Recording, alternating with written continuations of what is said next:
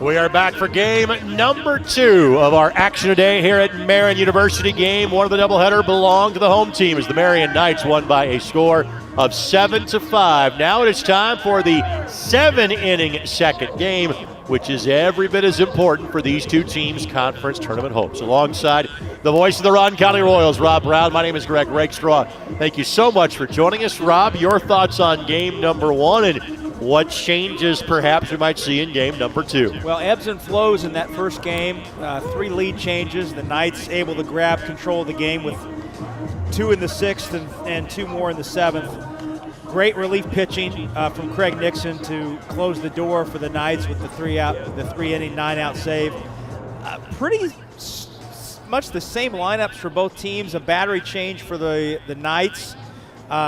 We heard before the game that the Marian catcher, Dion Winchester, was not going to be able to catch the second game. He got banged up earlier in the week, so no surprise that we've got a new battery with Donovan Shepard behind the plate for the Knights and Andrew Noker on the mound.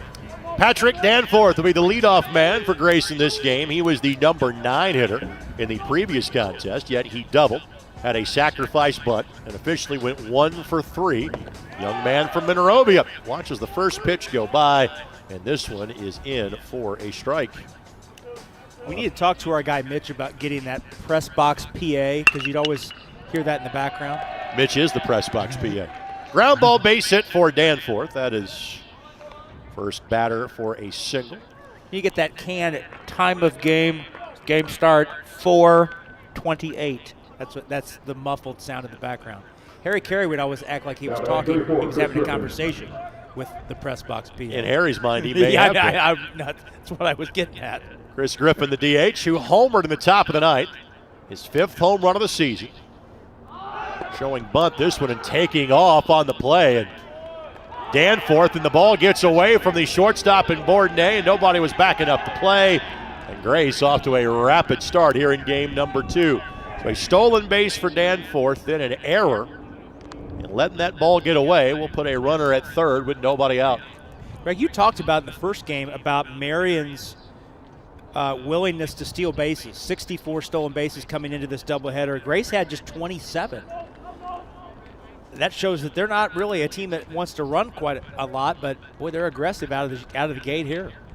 Danforth now a team high 12 stolen bases on the year for Grace. Infield largely staying back, other than Heidlich at third for Marian. In other words, a ground ball by Griffin would score a run. The RBI by Griffin earlier, his 28th of the season. That's in for a strike, 2-1 the count. Let's tell you more about the young man that is on the mound today for Marian in Nolker. He is 1-0. This is his 6th appearance of the season, all as a starting pitcher. He has averaged right around 4-ish innings an outing. This one racked foul, 2-2 the count. Nolker, 22 2/3 innings pitched. He has allowed 9 earned runs. He has walked 18. He has struck out 27. His opponent's batting average is .207, .357 his ERA. He is 1-0 on the season. Nolker, a young man from Hamilton, Ohio. Attended Baden High School. Ground ball will score a run. First baseman in Davenport will win the foot race to the bag. So Griffin and RBI out. There's one down, but Grace jumps out to a 1-0 lead. Okay, Southern Indiana guy, I'm going to throw one at you. Yes, sir. Who was the member of the 1987 Indiana University National Championship team that played at Baden?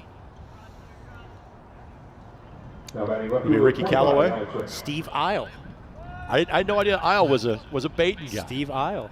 The human screen, Steve Isle. Give Griffin the RBI, his 29th on the campaign. Callaway was a Cincinnati Withrow guy. I knew he was a Cincinnati guy. That's why I guessed Callaway. Yep. That's in for a strike. By the way, Nolker, a transfer from Cincinnati.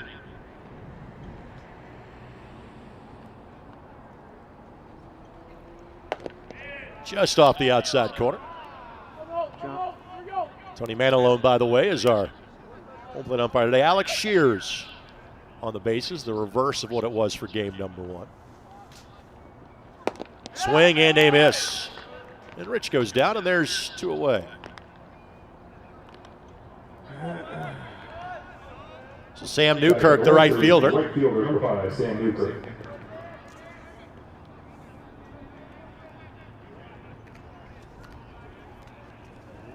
Last year, Nolker in 11 appearances went 2-2 and an ERA of 3.66. So backing it up with similar numbers this year. Slings this one towards home plate for a strike. Yeah, a little bit of a different release point, different style than what Grace saw in the first game from Davis infield. Talked to Davis after the game. Seemed to be rather relaxed about his He was indeed first win of the season. Very ho-hum about, yes, he was knocking a line drive away from his face midway through his outing today. 1-2 the count. Newkirk at the plate, by the way, batted 5th in the first game. He went 1 for 3 with a single and a walk.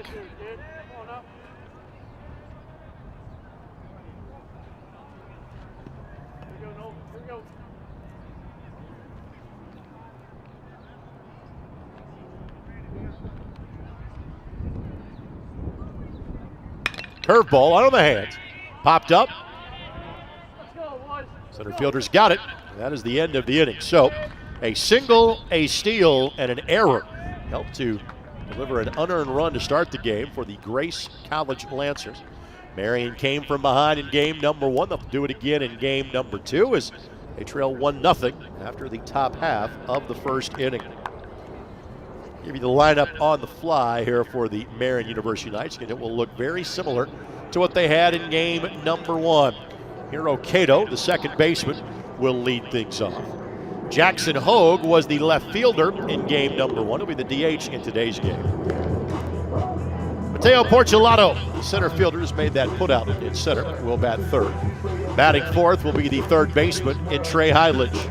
J.J. Rivera will bat fifth. He is the right fielder. A.J. Bourdonnais is the shortstop, batting sixth. Bryce Davenport is again the first baseman, batting seventh. Now here are where the changes to the lineup take place. Cameron Salazar, a freshman, young man from Syracuse, Indiana, will bat eighth. He is the left fielder. And as my partner mentioned, Donovan Shepard, a fellow from Rocheville. He played at Western High School. He is the catcher, batting ninth. Now, the pitcher that they will be facing, getting the nod in game number 2 for the Grace College Lancers, is Evan Etchison. Evan, a 3.4 ERA on the season. 2-3 is his record. This is his 9th appearance, his 7th start of the campaign. He has thrown 39 2/3 innings, 15 earned runs. He has walked 24. He has struck out 63. So let's do the math on that. He is really at about a strikeout in 2/3 per inning is Etchison on the season. That will get your attention at any level of college baseball. And Evan is a sophomore from Daleville, which means he has been a part of perhaps 2, but definitively 1 state championship teams, the 1A level, in his days of playing at Daleville. Well, you mentioned those, his first pitch away to Cato. You mentioned those strikeouts for Etchison, 63. He had 16 in one game last Saturday against Bethel, which is why he's the reigning Crossroads League Pitcher of the Week. And just watching the getting up that fastball has into home plate, yeah, you can see why. Cato makes contact with that one. And the count goes to 1-2. Hiro Cato entered the contest, or entered the day rather, batting .330. 2 home runs and 21 runs batted in. Cook got the start in game number 1. That'll scatter the fellas down in the dugout. Cato had 5 plate appearances and 8 trips to the plate for the Knights in the first game. Hiro did not officially have a hit, but reached twice, scored a run, and had an RBI. Curveball misses high and outside. 2-2 the count. In the win for Marian, just their 2nd home win of the campaign. 12 road wins. Far better road record than home record. Slow rolling ground ball. Second baseman's got it. Fires over to first, and throw pulls the first baseman wide. We will rule that as a hit just because it took an extra effort for Carr, trying to make that play at first base. Again, Cato flying on the line, lefty, and you knew that throw is on the money. I don't think it beats him. I don't think it beats him. I don't think it gets him. So both teams now have a leadoff single to begin the game. And Jackson Hogue, who was substituted out about inning 6 or 7 of the first game, swings through and misses as Etchison. And to show you the work they have done on the diamond here, given the damp conditions over the last several days, there was some dust that went flying off the mound as Etchison delivered that one. Quick toss back. The Daleville Broncos, I remember their mascot correctly. One of their state championships in 1A is seared into my brain. As Hogue squared the bunt, because the first one came at the expense of my high school alma mater, the Lanesville Eagles. That is correct. That is correct. And you are looking up the last state championship. And Etchison was the starting pitcher in that game for Daleville, and they beat University 4-2 in 9 innings. He went 7, did not get the decision as the game went extras, but he gave up 2 runs, 5 hits, and 9 strikeouts against 5 walks. University would then turn around and win the 1A championship the next year in 2019, now playing the 2A level. He also went 2 for 3 at the plate in that game. So he did his job. He did his job, yes. If I remember properly in 2016, because I did not call the 2018 Daleville state title game, I did call the 2016 game. I believe the pitcher's name that day was Brandon Vermillion, if I remember properly. Sounds right. And misses high on that one, does Etchison. First 2 batters have reached for the Knights. So here is Mateo Porcelato.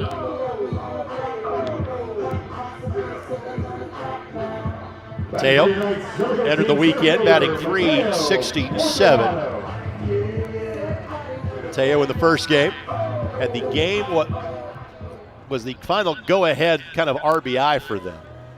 On a bases loaded hit by pitch. Had a single and a stolen base as well. Officially went 1 for 4. Big sweeping curveball in for a strike. You and I are old enough to remember when they used to put the game-winning RBI in the box score in the newspaper. And kids, what a newspaper was something that was 0-1 the count. That's well done. Sorry. 1-1. Sometimes I forget how old I am. We are. We're, yeah. Yeah. I'm not far behind you. I was making a reference to a friend. In fact, I'll share it with you. The athletic director at the University of St. Francis. Foul tip back by Porcelato. Mike McCaffrey. Yep, I know Mike. So Mike's from the New York area. Mike first came to town to work in PR for the Indiana Firebirds, the Arena Football League team. Yes. It has been 18 years since the Indiana Firebirds last took to the field. Yes. I was relating that to a friend of mine, and I'm like, how did we get this old? 1-2 the count. That misses 2-2. Yeah, that was right about the time that I moved back to Indiana. The Firebirds were playing at the field house downtown. Touchdown Eddie Brown. Sure. You may have heard of his son, Antonio. In fact, there was an Indiana Firebirds player who had a son win a football state championship this past year. Swing and a miss. Good pitch selection that time by Etchison. Had that one tail away from Porcelato. That's the first out here for the Knights. Here's Trey Heidlich.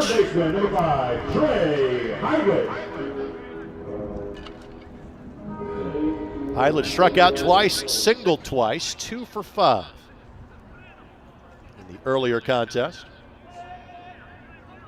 Reached base in 19 consecutive games has Heidlich. In for a strike. Hitting streak at 7 now.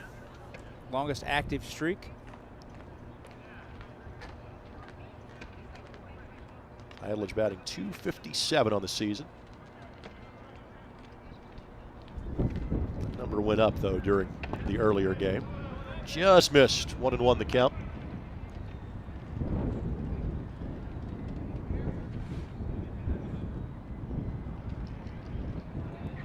Trey gets the starting out at third base again in today's game. Curveball, a beauty. It's a great pitch. Etchison has displayed command of both the fastball and the curveball.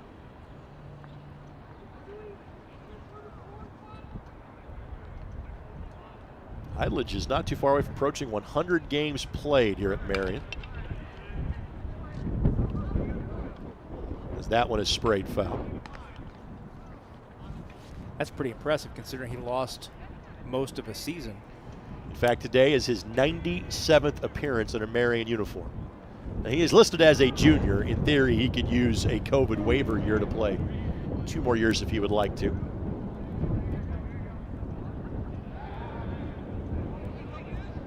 It is very unique when you look at media guides, depth charts, game notes for college athletes these days in terms of eligibility, years on campus that are listed sometimes in separate columns. Separate columns, yeah.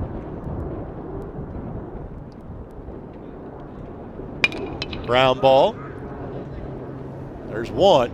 Quick turn, not in time. Heidlich hustling down the line, but nothing done wrong by Grace in that play. They'll take the runner 6-4 for out number 2. Runners on the corners now for the Knights with 2 down.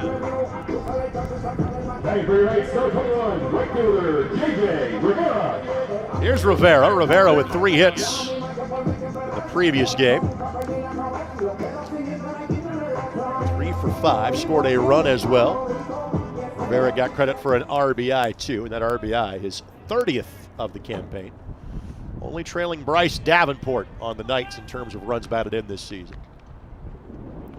Well, I'm not sure we mentioned it in the first game, but he came into the weekend ranked 2nd in all of NAIA with 19 doubles. But all 3 of his hits were base hits of the single variety. He did not add to that total, but helped his batting average in the earlier game. Off the end of the bat, should be the 3rd out of the inning. But a bobble, and it won't be. That'll be a run scored.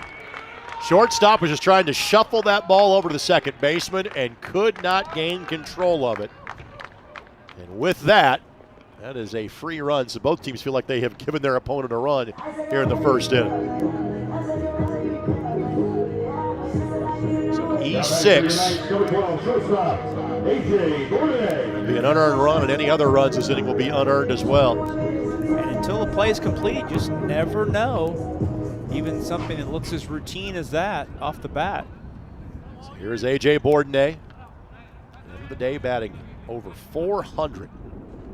405 to be precise. And I just noticed this. It's rare these days guys wear their baseball pants. They either have the high socks or they let their pants hang all the way down like pajamas. But Bourdonnais got them loose at the cuffs, but still showing some sock there. Going with the pantaloon look, that's what you're saying? Kinda, yeah. Or like what my pants looked like when I was in 7th grade, when I hit my growth spurt. I'm not sure, maybe AJ hit a growth spurt in his freshman year at college. He might have. AJ doubled and scored in the first game.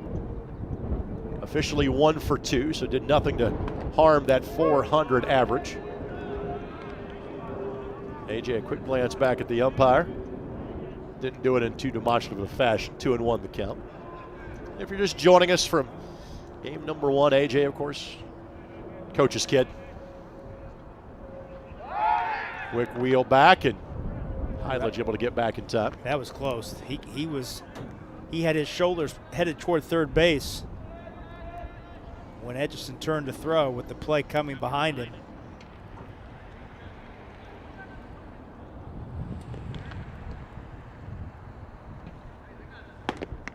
Just missed. 3-1. Read one sports writer that said that NBA uniforms are getting bigger and NFL football. Bourdonnais, the number 6 hitter. Uniforms are getting smaller. Bryce Davenport, the number 7 hitter. 2 up behind him.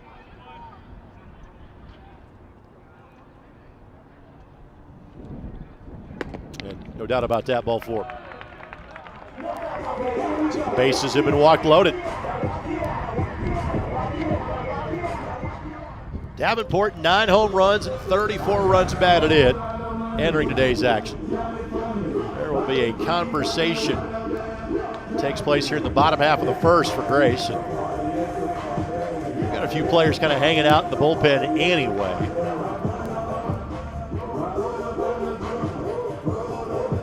Davenport in the first game had an RBI and a run scored. Had a double in the seventh that proved to be decisive for Marian in game number 1.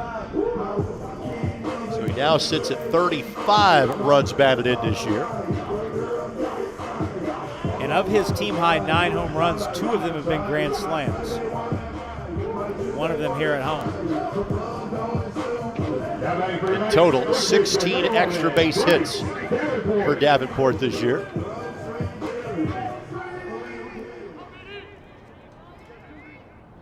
Native of Cincinnati area, Moeller High School. It's in for a strike. During your now 15-year tenure as the voice of the Roncalli Rebels, now Royals. Yes. How many games against Moeller have you called? 0. They have not played Moeller during that time. No. Okay. No, not since 2002, maybe. 2. In your day. Which is right before my day. I remember. I think in 01, Roncalli beat Moeller in Cincinnati, and that was a huge deal. Big deal. Huge deal. Part of the Greater Catholic League in Cincinnati. Yeah, the only Cincinnati team that we have played, we being Roncalli, have played in my time was Elder this past season. And I can't take credit for calling that game, as I had back surgery performed that morning. So I was not on that trip at the pit in Cincinnati. It's a wonderful place.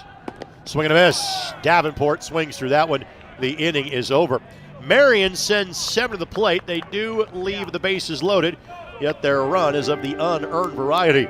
Both teams have won on the board after 1. Top of the second comes your way next as you're watching Marian University Baseball here on the ISC Sports Network. Meet Chip. 30 years ago, he started a small business with a big idea. Today, there's a new building, a new fleet of equipment, and a new era of leadership. But we know Chip, and at Indiana Members Credit Union, we know he plans to keep growing, building business with the next generation. IMCU is here to help with secure and simple account management tools and commercial financing to grow business. Today, it's all about Chip. Tomorrow, it's all about you. Because at IMCU, it's you that matters. Thanks to our tremendous ISC Sports Network crew. Derek Schultz, Jordan Shue, Alan Hughes, Richard Feely, Eric Connect, Dennis Glover, and Rob Lynch. As always, thanks to the tremendous sports information director here at Marian, Mitch Huppert, alongside Rob Brown. Greg Rakestraw is my name. It's our first of 2 consecutive weekends on the Marian University campus. We'll be all of about 300 feet to our south next Saturday as the Marian softball team, a frequent national tournament competitor and contender, take on Indiana Wesleyan. Doubleheader action starts at 1.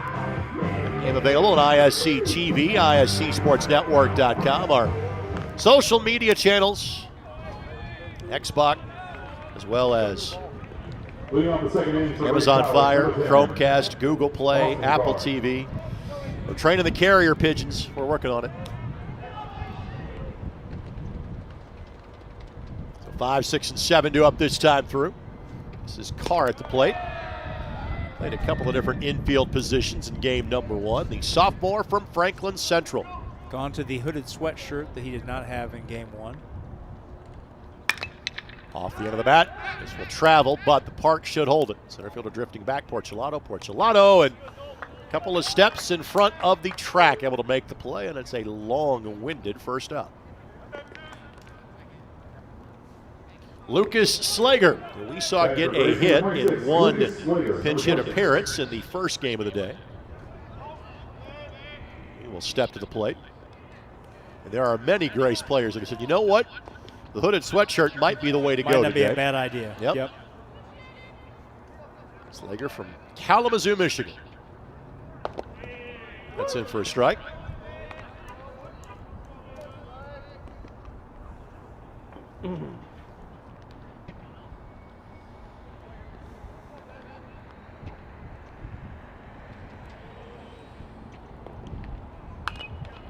Pop back our general direction.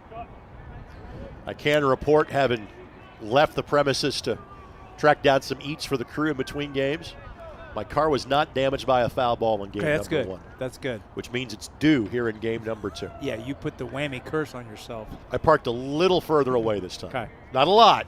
Just a little. But a little. Slager on the year batting .303. That translates to 10 hits and 33 at bats. Now that's 11 and 34.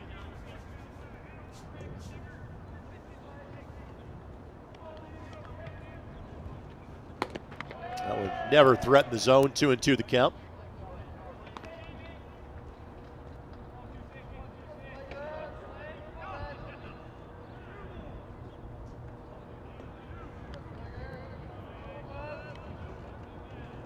That one did, and Slager couldn't catch up. Second strikeout in as many innings for Nolker, and there's 2 away. Now batting for Grace College, number 29, the catcher, Josh That one just Blackman. exploded through the zone. Cosme to the plate. Nolker's got good command here early. I like what we're seeing from him. That one sails high. Cosme getting the start for a second consecutive game. He is 0 for 4 at the plate in game number 1. And I'm a little confused, Rob. All of a sudden it got bright out here. Is that the sun trying to fight its way through? It is. It is. It's supposed to, as you mentioned, it's supposed to be much warmer next week, although a chance of rain, I think, not to be a downer. Chance of rain, I think, every day through Thursday of next week. Win the lottery, complain about the taxes. That's 3-0 right. the count. That's right. You would think Cosme's taken all the way here. He was, and one close. After having retired 5 consecutive batters, a 4-pitch walk issued by Nolker. And Cosme will Now batting for Grace, exit to number 9, get the gear back on. Colin Lytle coming to run for him. Another Franklin Central flash. Out of the plate, it's Josh Cox, who again had a splendid game 1. Or Jake Cox, excuse me. Used to work with the Josh Cox, so There my you go. apologies, Jake. Jake reached base 3 times, scored twice, had an RBI. Came in batting $154, but certainly helped that number by his efforts earlier today. Did that clip him? Yep, it did. Just winged him on the way by. Just a little bit. That's enough, though. Yep. So once again, he'll make the trot down to first base. number 4, Cal Curiel. Cal Curiel now will make his way to the plate. Being just enough. Now Nolker is in a jam of his own doing here in the top of the second.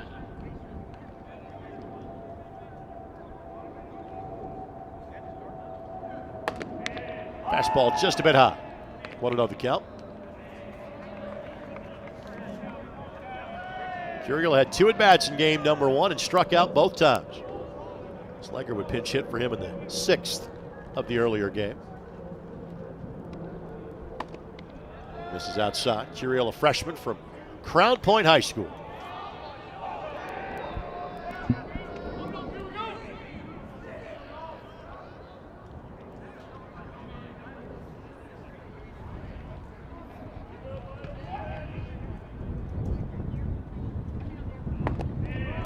That misses low as well.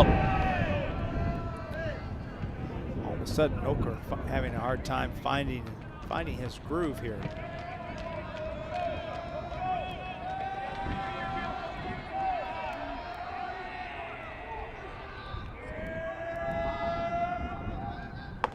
Taken all the way was Curiel. That's in for a strike.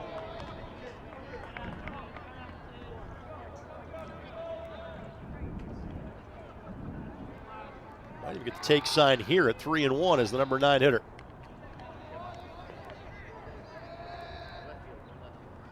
Swings at that one. Frankly, not sure if that had been ball 4 or not. Boy, it looked like it might have been. It was close. It was right at the letters. Cal hit .324 his senior year at Crown Point a year ago. Bulldogs went 14-9 last year. Payoff pitch, missing.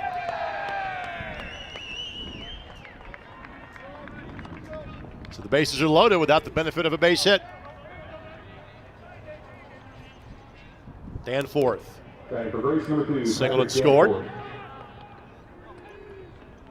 was an unearned run that he was a part of in the first inning.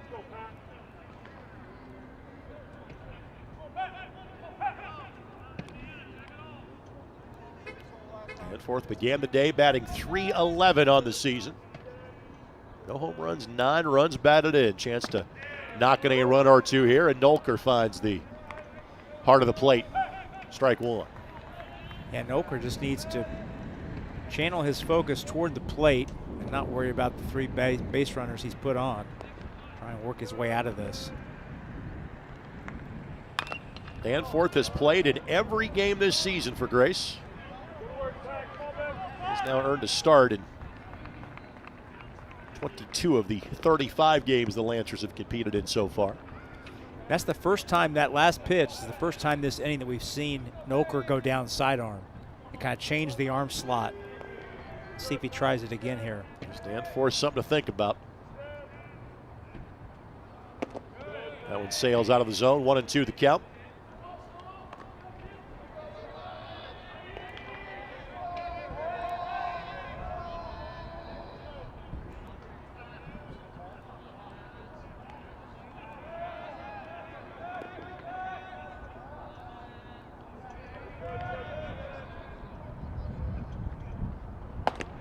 Had a stitch count on that one, 2-2. It did break late, but it'd be high and inside. Take a look. Yep. Yeah, never got it. Got it to where he wanted it on the inside corner. 2-2. Swing and a miss. Nolker pitched himself into and pitches himself out of a jam. And through 1.5 of this 7-inning game, we are tied at 1. Back with more in a moment on the ISC Sports Network.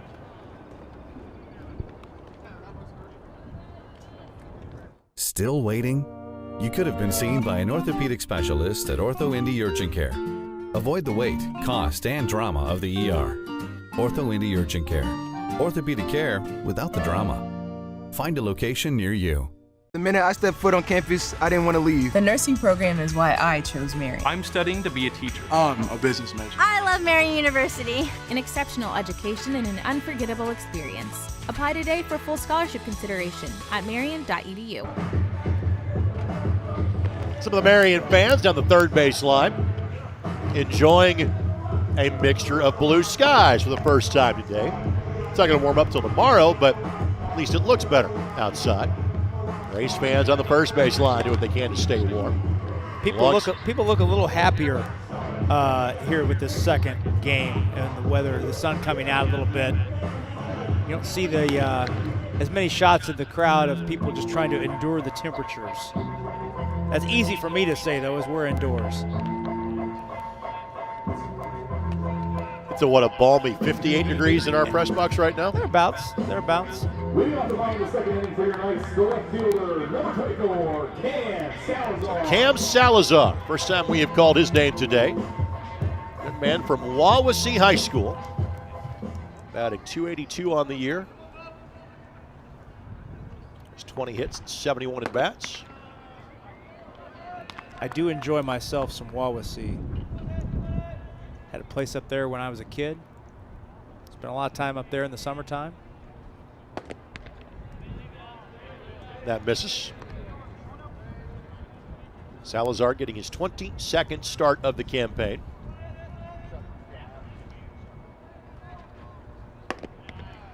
He's worked himself a 3-0 count.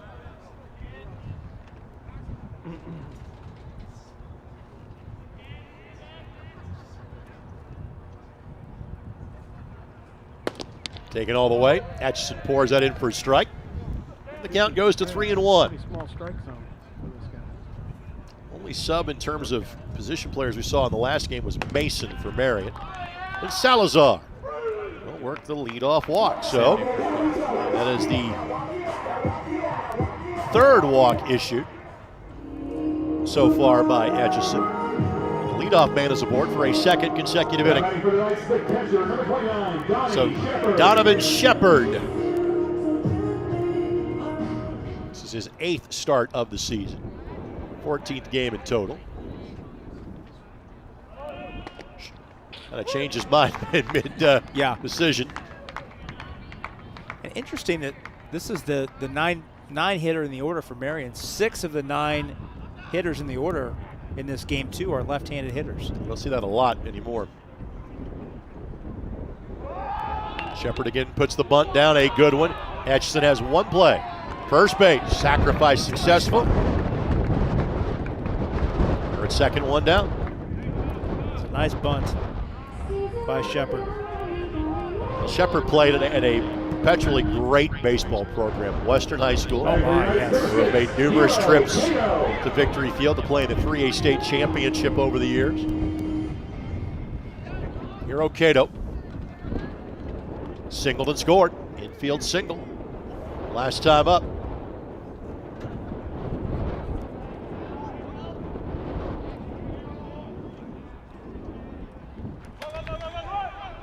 Good job to stay in front of that one by Cosme.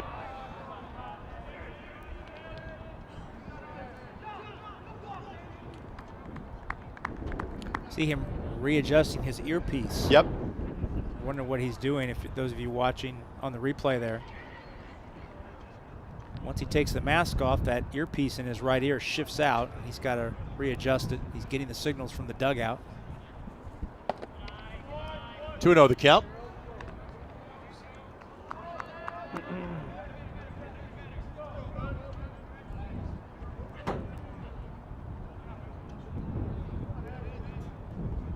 Outfield played slightly to pull in right and center for Cato. Rolls over top of that one, 2-1 the count.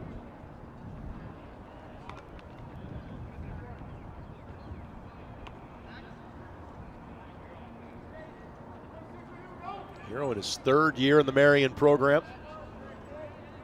Originally from Tokyo.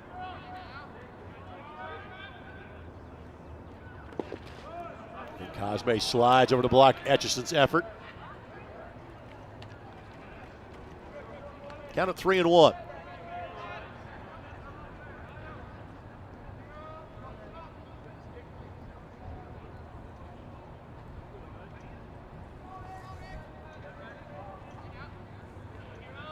Cato also approaching 100 games in a Marian uniform as he works a walk.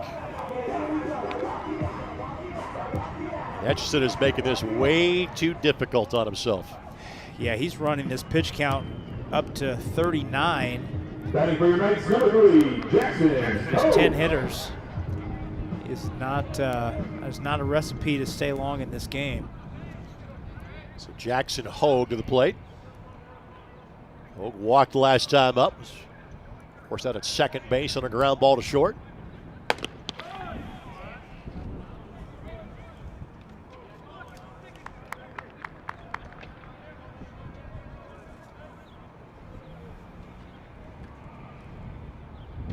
Hogue, one of 3 Canadians in the starting lineup in the last game for Marian. That number down to 2. With Winchus getting this game off. Curveball in for a strike. Had Hogue bailing on that one.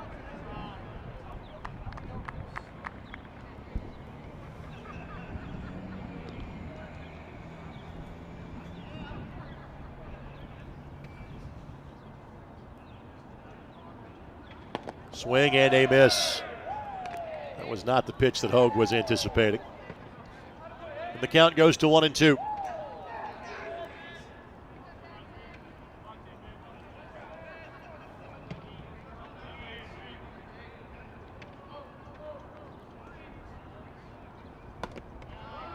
A little up, 2-2. Portulato awaits on deck for the Knights.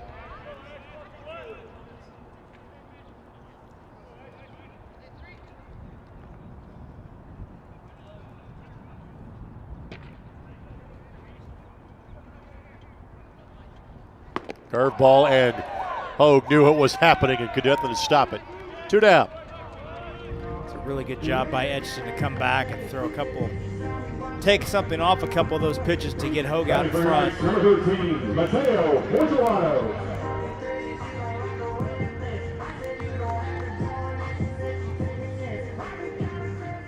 So Portolato now. He too a strikeout victim last time up. So the 2 players that Edgerton has struck, or 3 of the players he has struck out so far, 3 of the better hitters that Marian has had in terms of Hogue, Portolato, and Davenport.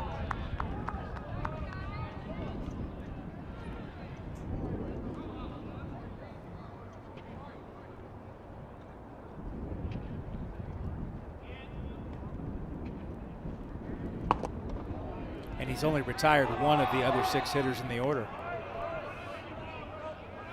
Little chirping from the Grace dugout on that one. 2-0 the count. I tend to agree with the guys from Grace. I thought that was a strike 2.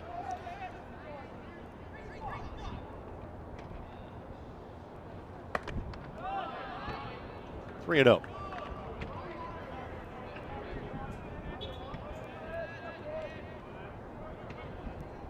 Heidlich awaits on deck for the Knights.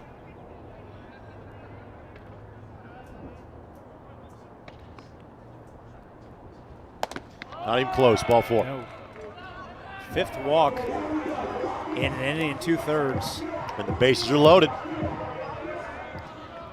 No vigorous activity right now in the Grace bullpen. So Marian's in the first game. Marian stranded, left the bases loaded in the 3rd and in the 6th, and they did it again in the 1st in this game. See if they can cash in here with 2 outs. All right, let's into a fielder's choice his previous time up. Ground ball to shortstop.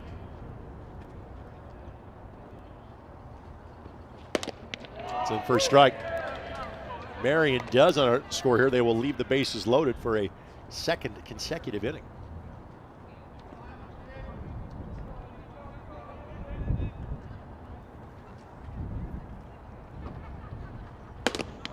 Just a bit high. 1-1. This Marian team will be back in action on Monday. Head up to Huntington. They've got doubleheaders Friday and Saturday at Spring Arbor. Sprayed foul. Atchison is 1 pitch away from getting out of a self-inflicted problem here in inning number 2. Well, Noko did it in the top of the 2nd. Walked 2 and hit a batter before striking out. Replay? Danforth and the inning. I don't know. I figured it. Got him on the outside corner. Strike 3. Absolutely painted it perfectly. So bases left loaded by the Knights, and we are through 2. Tied at 1 apiece. As you're watching on the ISC Sports Network.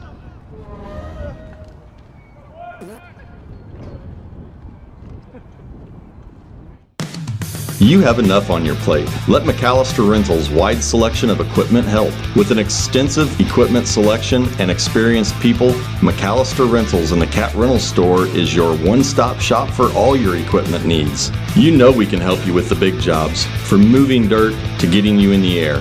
But did you also know that we can handle your smaller equipment needs with equipment like generators and water pumps? McAllister Rentals has made its mark with locations throughout Indiana and now Michigan. We pride ourselves on our reliable equipment, fast service, and knowledgeable people. Visit us online today or give us a call. McAllister Rentals, helping build Indiana since 1945. To the top of the 3rd we go. Both teams, bit of a gift run in inning number 1. Both teams left the bases loaded in inning number 2. The top of the 3rd we go. 2, 3, and 4 due up for Grace. You can make the case that both teams were gifted opportunities in inning number 2, and neither were able to cash in. 2 walks and a hit batter for Goshen in the top of the, or Grace rather, in the top of the 2nd, and Knights had 3 walks drawn in the bottom of the second and couldn't make it happen. 9 runners left on base so far in the game where there have been 12 official recorded outs. So here's Griffin. Leading on the third inning for Grace College, 3-4, Chris Griffin. And an RBI ground ball to first in his previous plate appearance. Had a home run in his last plate appearance of game number 1.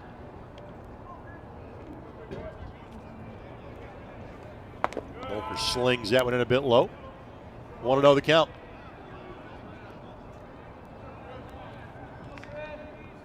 And these two were slated to play yesterday. This one, left field. Salazar has a beat on it. Drifting over and makes the play. There's one down. Those games were, because of weather conditions, unable to be played a day ago. And we'll make that up on Monday, April the 18th. Now to bat, number 25, Alex Rich. Here's Rich. Strikeout victim last time up.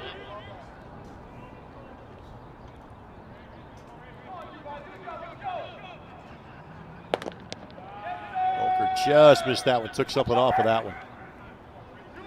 Couldn't get Rich to give it a wave. Turns on that one. Down the left field line. Salazar looks up. Foul ball. Well, he hit that a long way. Yep. When it first left his bat, I thought that's immediately foul. As Salazar gave chase, I'm thinking, I'm not sure that's going to be foul. Yeah. And eventually he missed it by about 10 feet. Just kind of where it was in on his hands, I thought immediately that was a foul ball. But it was out of here by a good 25 feet. A long out, or strike I should say rather. Now on a foul ball, the count is 1-2.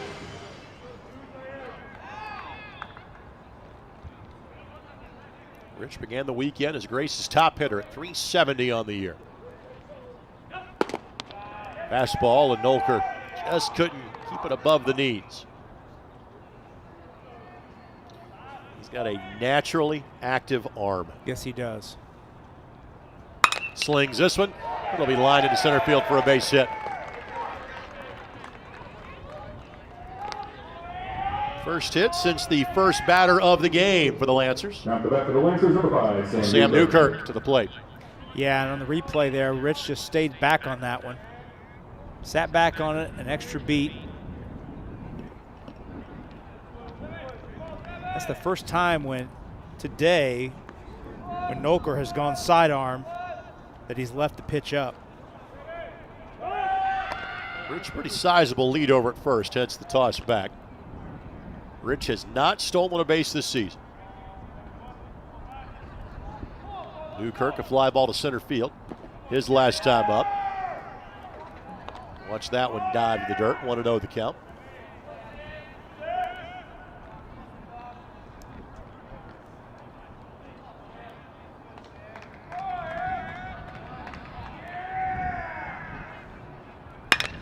Ground ball, shortstop slides over and pulls the second baseman off the bag.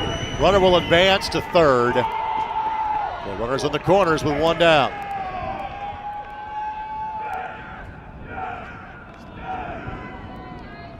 So an error on the throw by Bourdonnais. It's unfortunately the second error that Knights have committed here in the first 2+ innings. And both by Bourdonnais. Yep. Batting for Grace, number 10, Austin Carr. You're hustling, trying to think about turning 2 in that scenario, but And he threw it off his back foot. Most importantly, you've got to get the lead man first. So here's Carr, fly ball to center field. Fly ball to center field this time would likely score a run. And since his last time to the plate, I've been informed this is the same young man by the name of Austin Carr who went to middle school with my daughter. So there's Is that. it really? So there's that, yes. Fellow South Sider. I didn't pick up on that because he went to a different high school, but yes. Runner was going, and I'm just happy your daughter's watching the broadcast. Well, today. my wife is watching the broadcast. Okay, all right. Rachel was the one that put that information out there, and she is indeed correct, as always.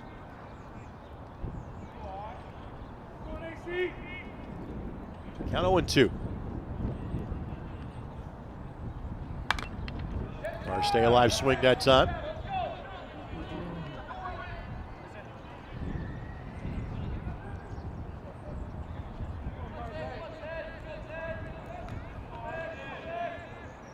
Grace has gotten to run it to at least third in all 3 innings so far. Turns on this one, but that'll easily go foul. And there's going to start to be some activity, looks like, in the Marian bullpen, just in case. A little stirring down there. I'll get it. I'll get it.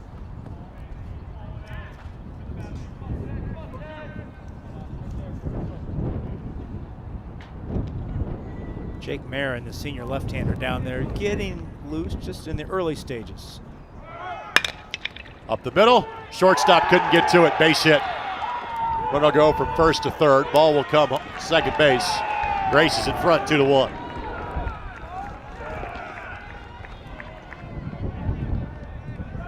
Carr the RBI. Bourdonnais almost knocked that down, but even if he does, there's no play on anyone, but he would keep the runner at first, at second, not going to third. Now the back number 26, Lucas Slater. Carr with 26 RBIs at the start of the day. 27. Here's Slager. Slager struck out last time.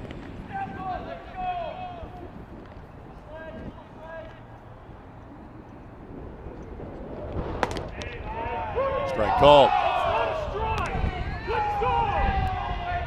A little more vociferous complaints from the Grace dugout. And the man alone just kind of looks at him and says, easy, fellas. That's enough. Does it a second time.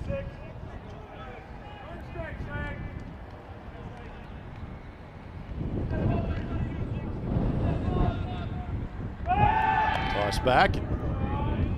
Volker put everything he had into that one. It was a fastball he unleashed towards Davenport. Well, as a pitcher, you put so much pressure on yourself and on your defense by every single inning letting the offense put a runner on third base. Eventually, it's going to come back to get you.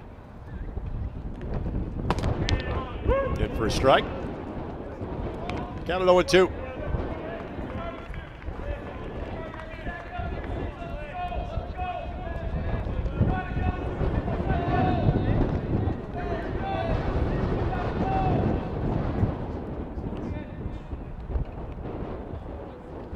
Slager turns on this one. Right fielder was coming in. This will be over his head. That's it to the base of the wall. 1 run will score. We'll hold the runner at third, who had to freeze because the play was right in front of him. It is a double by Slager. It is now 3-1 in favor of the Lancers. He went down and got that one. That pitch was down and away, but he was able to extend his arms, and that was all Slager needed to put that one to the fence and right. Slager with his second hit of the afternoon, second in as many games. Here's Cosme, who walked last time up.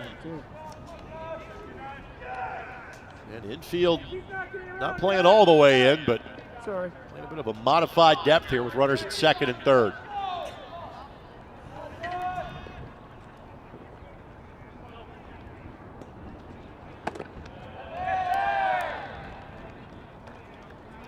We might be able to turn the lights off at this point. Yeah, who'd have thought that? I just figured that one Would was not have something predicted that at 5:20.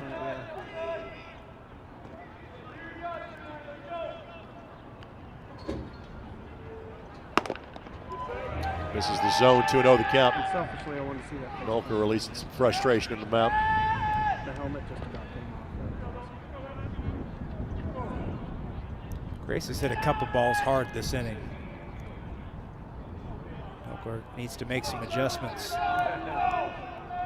It's just the beginning. 3-0.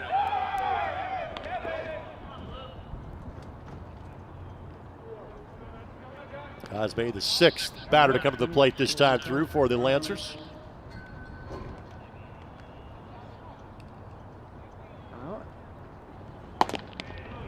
It's in for a strike. I think that is the first strike that Cosme has seen in 8 pitches today. It was a 4-pitch walk first time up. Go, Josh. Well, but I think I'm not one of the mainstream guys because I'm just not. Not to lift the bat off his shoulder yet. It still hasn't. So make it now 5 consecutive players that have reached. There's a glance towards the bullpen. Let's see if this is just a conversation or if this is a pitching change. It's coming here from Marian. It looks like it is the latter.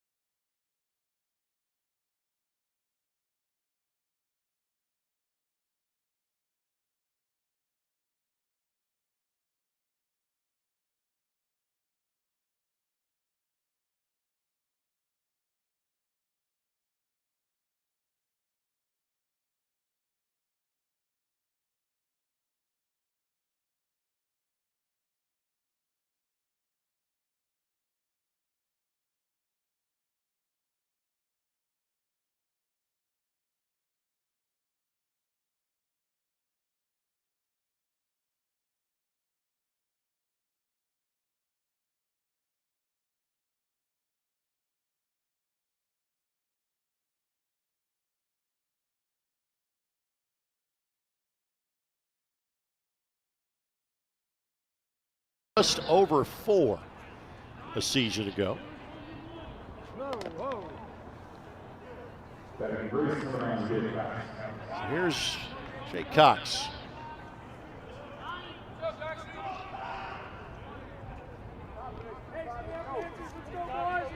The 16 batters faced by Nolker, 9 reach.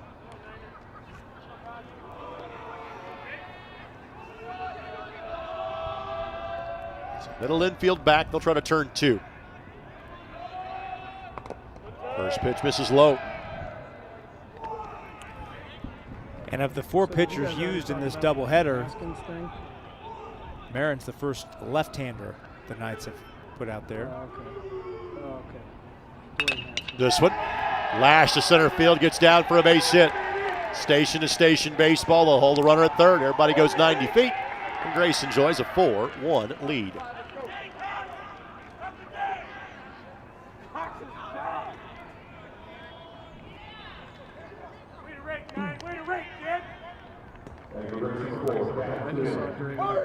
Cal Curiel to the plate. He walked his previous plate appearance. Already here in the top of the third, Grace has batted through their lineup twice. Curveball had all kinds of movement on it. And bends in for a strike. Crossing the road, which I can't imagine how you not see a dump truck. That's kind of big.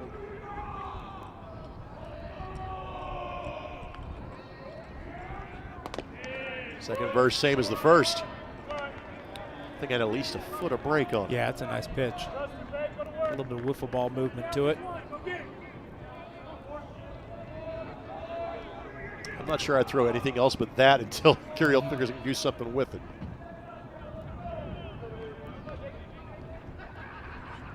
Went back with a fastball that kind of tailed away at the end. Pretty good pitch at 0-2. And now goes to 1-2.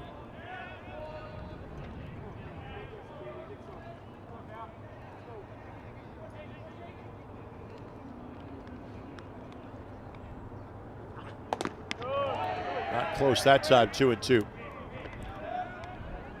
But we can hear Jake grunt on that pitch all the way up here in the box.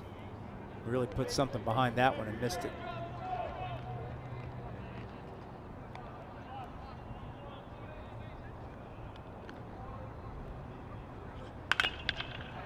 That thing on a rope, but foul. And that thing had some serious dive to it, going in on the hands of Curiel. 335. 335.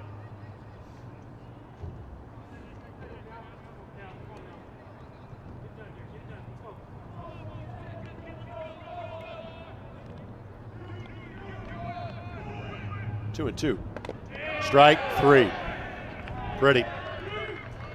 There's two away. I think one of those things on that sheet is don't strike out. That was the leadoff man. Ninth batter to hit this inning in Danforth. And on the replay, you see that was knee high. Absolutely a strike. Yeah, Marian's not out of the woods yet, but he can see it from where he is. Big overhand curveball misses. 1-0 the count. Danforth singled and scored a run in the first. Struck out in the second. And when you're the leadoff man and you have batted 3 times in 3 innings, that is a good sign for your team. This one gets away from the catcher. Everybody's going to scoot up 90 feet. It's a run. On the wild pitch, Slager comes around to score.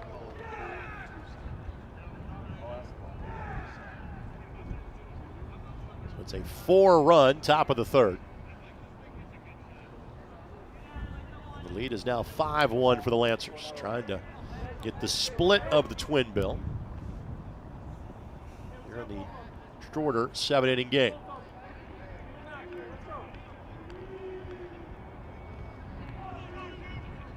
Curveball lifted, center field, drifting back, and won't get there. That should be 3. Danforth immediately heads for third. He'll make it. 2 more runs are scored, and it's 7-1 Lancers. I don't know about you, Greg, but I was fooled. Me too. By Porcelato. He camped under it like he had it, and then all of a sudden he started sprinting to his left of the warning track. I don't know if the wind caught it and put a gust into it or what happened, but all of a sudden it got away from him, and Danforth, to his credit, was hustling out of the box with a stand-up triple.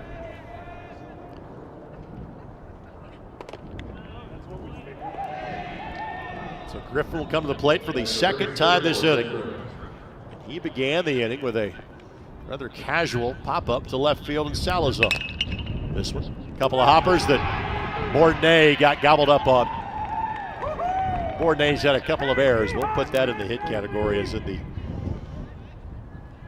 baseball god's not smiling towards him.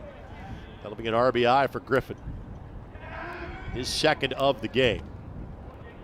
It's now 8-1.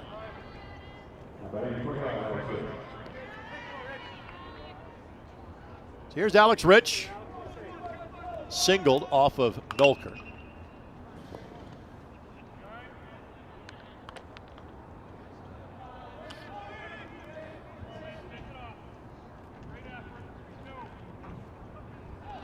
Rich, a strikeout victim his first time up. RBI for Griffin, by the way, his 30th of the season. For Danforth, that earlier triple, his 4th of the year. Just off the corner, 1-1 the count. And activity is going to once again resume in the bullpen for Marian. That's Chris Adams from Avon down there getting loose. Right fielder. A stumble for Roman and Rivera, but able to make this one. Inning is over, but damage most certainly done. Grace sends 11 to the plate. 7 of them come around to score. And they have blown this one wide open. It's 8-1 through 2.5. As you're watching on the ISC Sports Network. Pat Sullivan here for the Michaelis Corporation. They've been in business for 35-plus years. I'm here with the owner, Richard Michaelis. Hey, Richard, what's the key to the growth over the last 35 years? Pat, I believe being a family-owned local business that is involved in the community has a lot to do with it. All right, so you have a lot of services. Tell us about some of those services. We're really, really strong in the emergency services, smoke, fire damage restoration, storm and water damage restoration, all while working with your insurance company. We also do mold remediation, basement and crawl space waterproofing, foundation repair, and roof repair. We are a full-service company. All right, as to the owner, we know you wear a lot of hats. What do you do day to day? I really love being out in the field working with our clients. It gives me a great opportunity to understand their needs so we can take care of them. Your hands-on approach, I think, is a lot to do with the success of Michaelis. If you find yourself needing their services, give them a call anytime, 24/7 at 844-FIX-INDY. The Michaelis Corporation. Construct, renovate, restore. To the bottom of the third we go. The work cut out for the Marian Knights. They strain to the bases, both the first and the second, and that usually comes back to bite you. Well, Graces has played at 7 at the top of the third inning. J.J. Rivera, number 5 hitter, will lead things off here for Marian. They won game 1 of the doubleheader by a score of 7-5. They have their work cut out for them here, and less chances to come back in the 7-inning game number 2. They have been able to get Etchison deep in pitch counts in each of the first 2 innings. 32 pitches in the first, 25 in the second. So, but you can't keep leading the bases loaded and not cashing in with just 1 run. Curveball misses. 2-1 the count.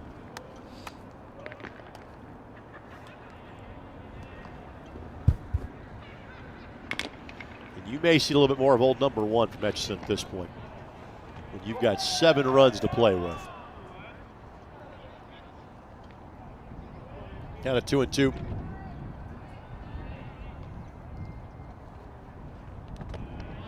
.53-footer, full count.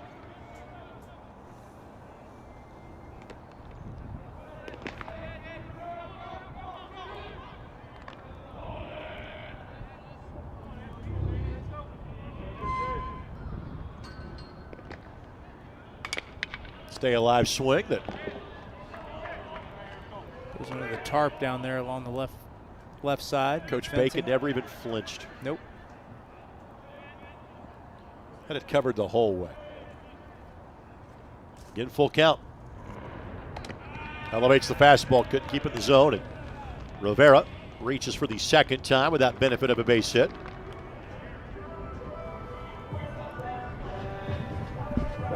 It's walk number 6 for Etchison, but yet he leads by 7 runs. Yeah, I think he's still going to give Marian some opportunities, but the question is, can Marian convert those opportunities?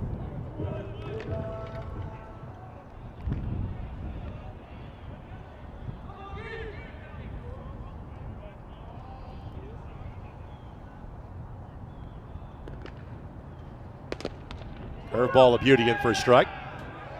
Ordnay received one of those 6 free passes that Etchison has given. 14 batters faced so far.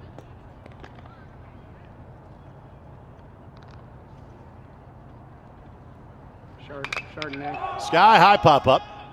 Right fielder coming in, second baseman drifting back. Second baseman's got a beat on it. That's Carr, and there's 1 down. So here's Davenport.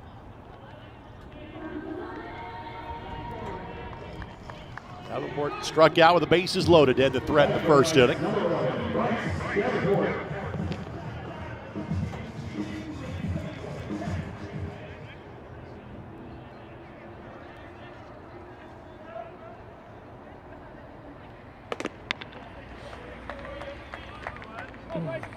Count at 1-0.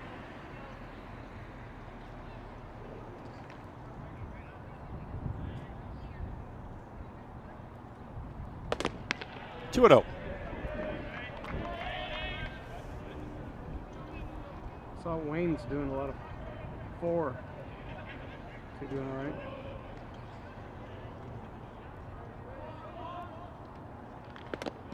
Taken all the way, 2-1 to count.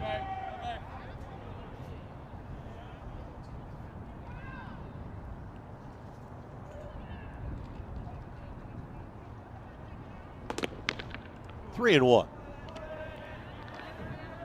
Yeah, I think the strategy for Marian continues to be and needs to be just take pitches, make Etchison throw strikes.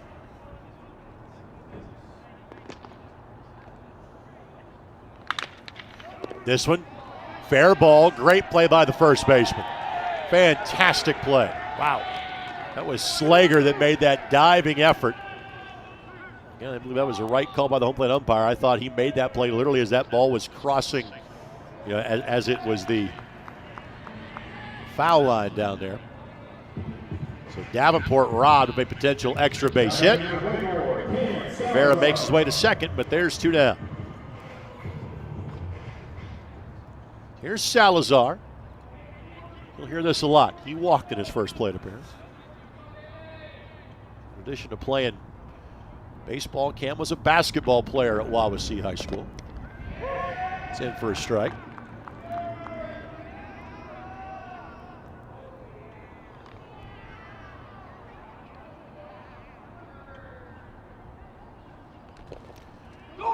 Runner will advance, and because that ball kicks away from Cosme to such a level, Rivera will scamper down to third without any sort of throw down to the back. With 2 outs, the focus can be all on the young man at the plate. If you're Etchison.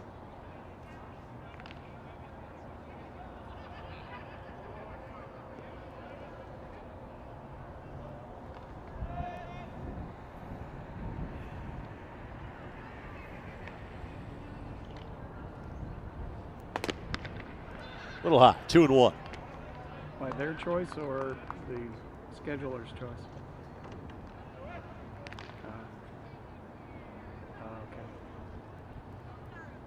Okay. Curveball, a Good wicket pitch. bender. In there with a strike, 2-2. He's been able to locate that at times. I was kind of surprised to see those guys anyway. He doesn't overthrow it. Missed that one. Count runs full now.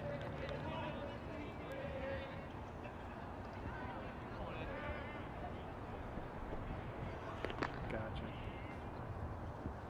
Salazar wisely swung at that one. Count runs full. Grace is off until Wednesday. They'll play at Indiana Tech. And they'll head back to Fort Wayne to take on St. Francis next weekend in league play. Salazar turns on this. Not a good down for a base hit. And Marian's on the board for a second time today. So the Knights pull one back as Salazar gets the run batted in. It's a good at bat by Salazar. He didn't chase anything out of the zone. Defensive swing on the previous pitch. He gets a pitch he likes. Drops it into right field for the base hit. Just the second base hit of the game for Marian. Then Salazar has his 14th RBI of the season. Here's Shepard. And therefore much quicker, I would think. Shepard 3 runs batted in limited time this year. Backup catcher behind Winchus.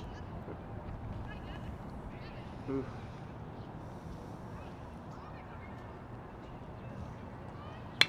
Ground ball. Second baseman. It was the short way to first, and the inning is over. So Marian pulled back 1, but they've got 4 more innings to pull back 6.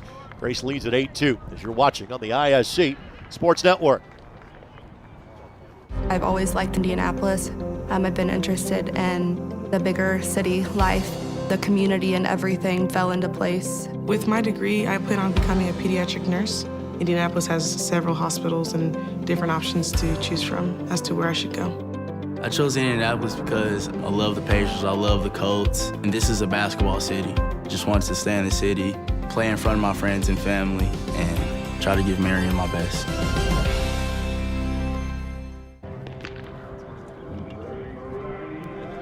You look inside the Grace dugout. All smiles in there, it should be. After a 7-run top of the third, has given them plenty of cushion in this 7-inning game. Game 2 of the doubleheader. Marian has temporarily moved in front of Grace in terms of the Crossroads League standings. You get to 8th place, and that is important because 8 teams make the conference baseball tournament. And Grace in this game would push Grace right back in front.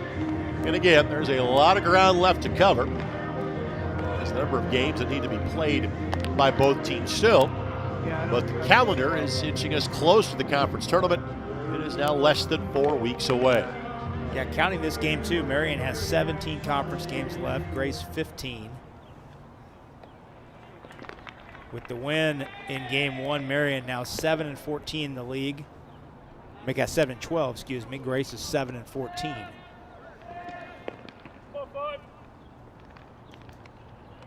So Newkirk up to the plate.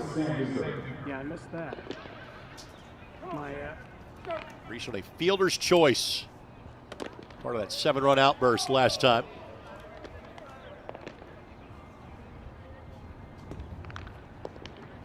Flew out to center field in his previous plate appearance, so officially 0 for 2 of the runs scored.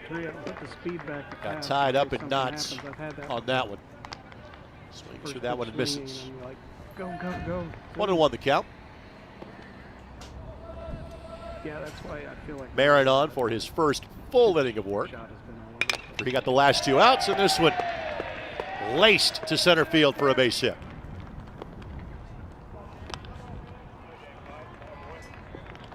Grace has hit some balls really hard in this second game, especially in the last inning and change. And there's going to be an immediate move to the bullpen right now.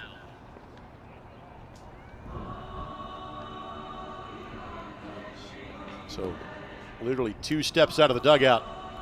Coach Bacon made the point towards the bullpen. So it is Adams that is coming in to replace Marian. Adams has appeared in 1 game this year, has thrown 1 inning, 3 runs, 3 walks, no strikeouts, and 333. He's a freshman right-hander out of Avon. He has his own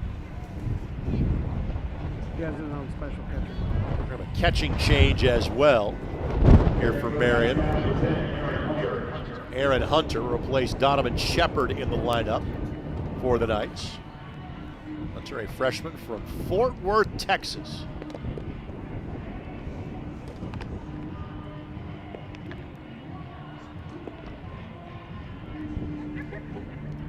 For Hunter, this is the 5th game that he has played in this year for the Knights.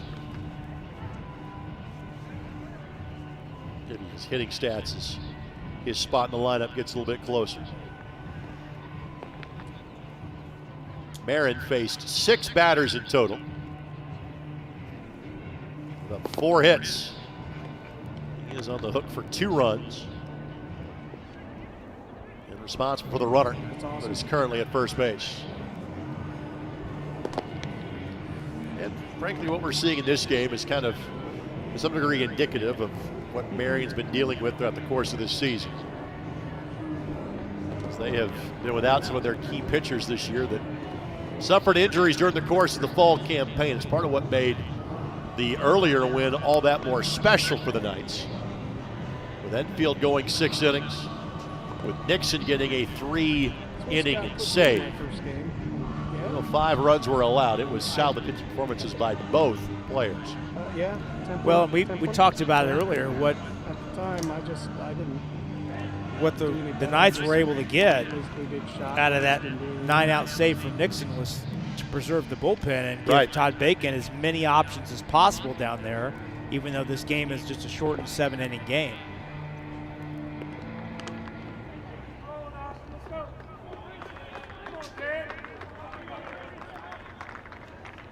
So it's Carr that walks up to the plate. Singled and scored last time up. Fly ball to center field, his previous plate appearance.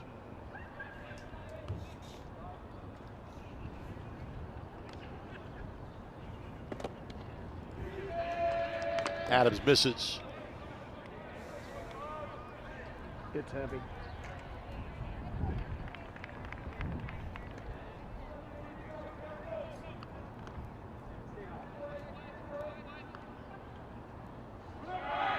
Runner goes, ground ball, third base, backhand. Heidlich airmails the throw, but Davenport is 6'4". He's able to snag it. Runner advances, 1 down. Plenty of time on that play for Heidlich. So Slager, who made a fantastic defensive play in the last inning for the Lancers, doubled on the base of the wall in right field.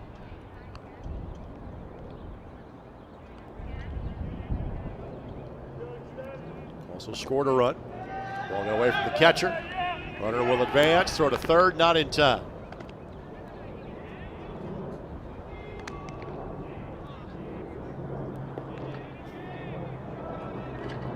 Good read by Newkirk. Out at second. Has the oven mitt on his left hand, as I call it. It's a good day to wear an oven mitt.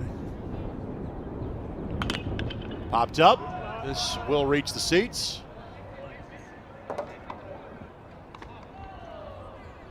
And if they're getting slap tagged, Some of the fans scrambling a little bit. that could hurt too.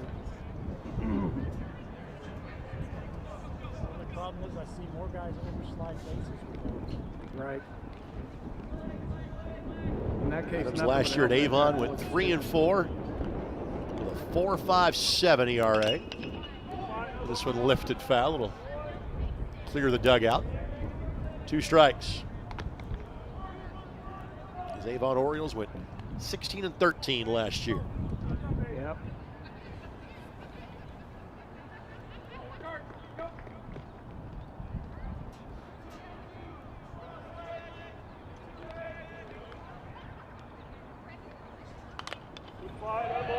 Slager again gets a piece.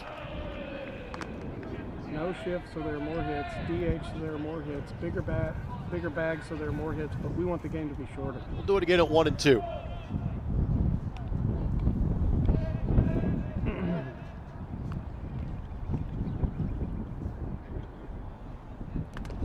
Wild pitch, and that should score a run, and it will. Yep. An easy 90 feet for Newkirk. It's 9-2.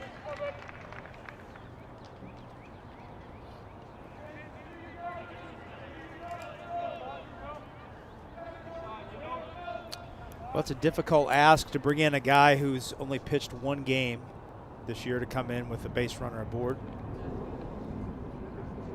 I can focus on the task at hand. Yep.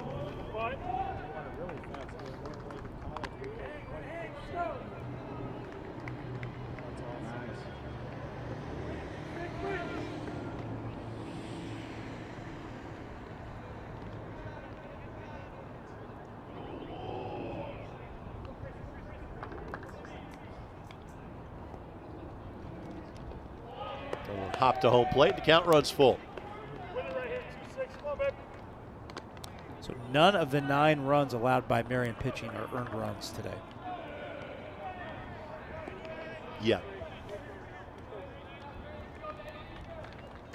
I'm just saying that more as an incredulous statement than to confirm a fact.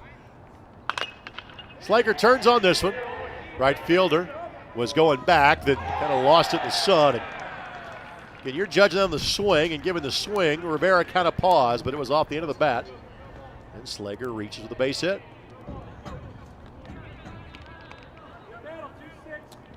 Well, to your point from earlier, I never thought at any point today we would comment on someone losing a ball in the sun. But that's exactly what happened there with Rivera.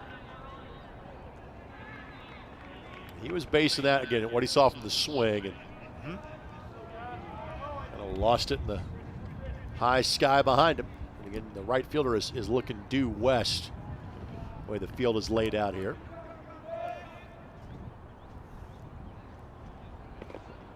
And Rivera made the prudent play to check up and keep the ball in front of him. Right. And limit Slager to a base hit. Here's Cosme. Pair of walks in this game. It's in for a strike. Count at 1-0.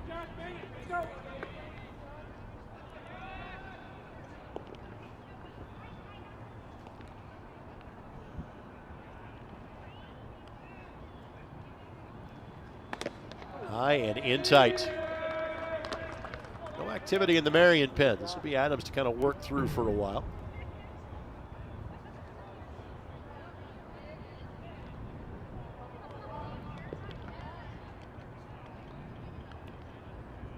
Runner goes. Ball low.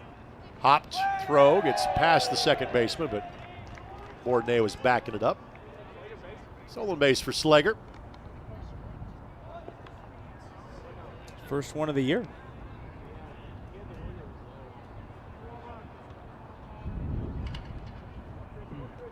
Three and one. The downside about baseball is the losing team can't just give up and let the clock run out. Still got to get all the outs. Cosme continues to rack up the bases on balls. It's his third of the game. And Curtis Runner coming in here for the catcher in Cosme. Colin Lytle will come in and run for him. There's Jay Cox. Single and scored last time up. Hit by a pitch, his previous plate appearance. And activity's about to begin anew in the Marian bullpen.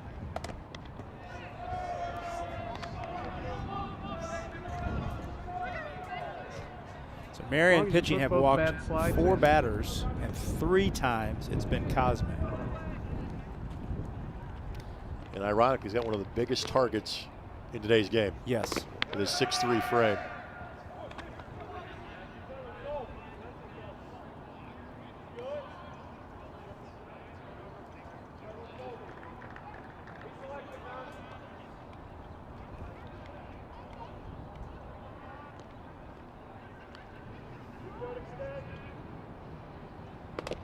It's in for a strike. 2-1 the count. Jace Stoops, young man for Marian that is starting to loosen.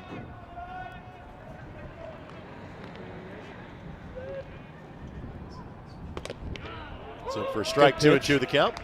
He's not been there until now that I've noticed. It's the first time. Exactly. Normally they check with the runner and the player to see if they're in their way.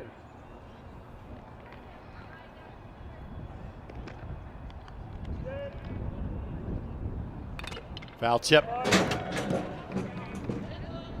Shade off the face mask. It goes all the way to the top of the press box. Took Hunter's mask clean off. Yo, Rob.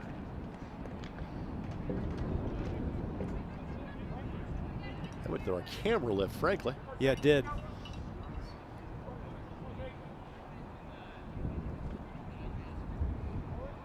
We'll do it again at 2-2. Well, it stayed up here with me, so I had to throw it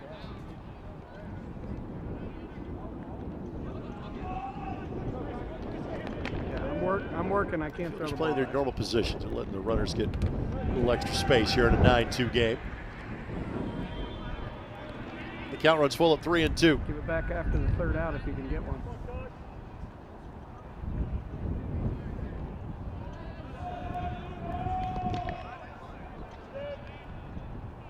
Swing and a miss. Cox with a bit of benefit that time. He chased one that was out of the zone. Yeah, that was ball 4. There's 2 down. He did Adams a favor there. So Adams gets his first strikeout of the season. Here's Curiel. Walked in the second, struck out looking against Marian in the third. A little high. This marks the third trip to the lineup already for the Lancers.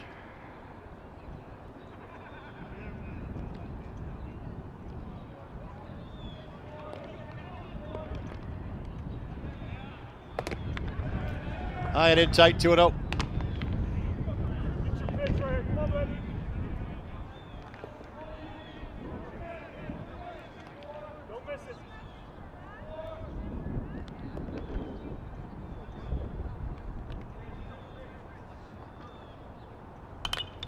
Popped up, but out of play.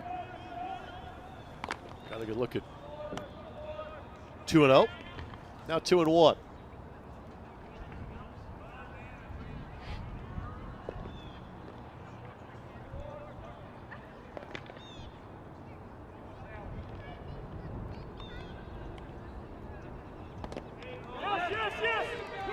Must have crossed up the catcher because that was right down the heart of the plate, and it hit Wagner in the mask. Yep. He and Adams not on the same page. I think I hit him in the mask. I thought he just banked off his glove. So 3-1.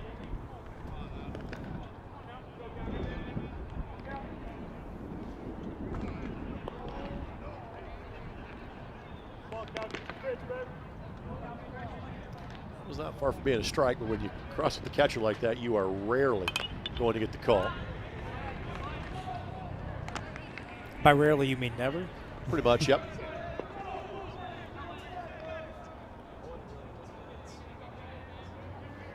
Full count.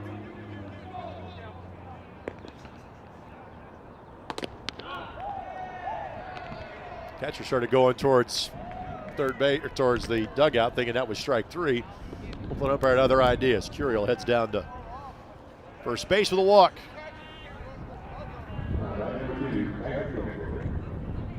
So for Adams, the second player, he has walked. Here's Danforth. So he's not stood there Tripled all day his now. last time up to right center field. He cannot. And that one hit him. That'll be an RBI.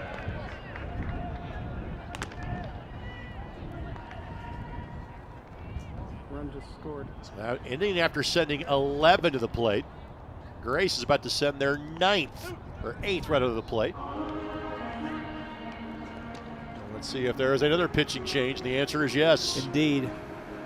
So Coach Bacon is making it a full staff game. Jay Stoops out of Monticello, Twin Lakes High School.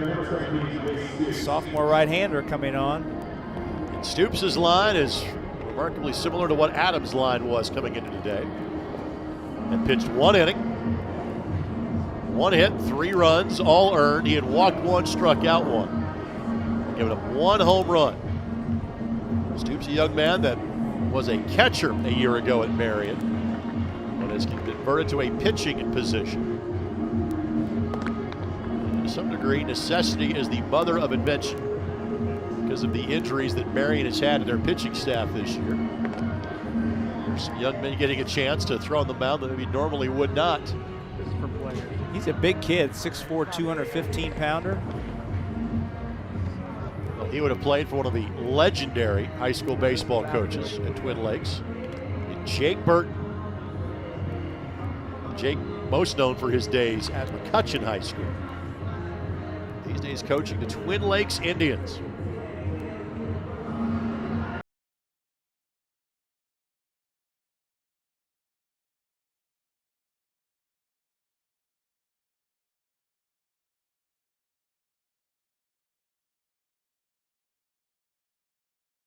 Glove that he's wearing. That glove looks extra tiny.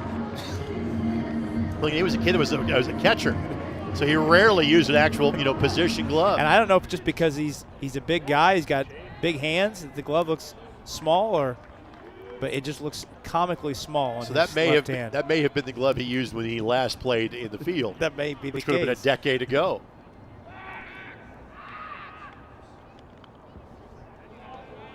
So Adams officially goes 2/3 of an inning.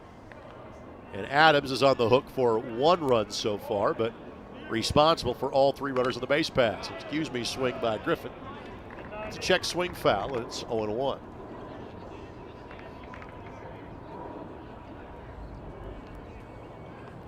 Now Burley will start to head towards the bullpen to get loose.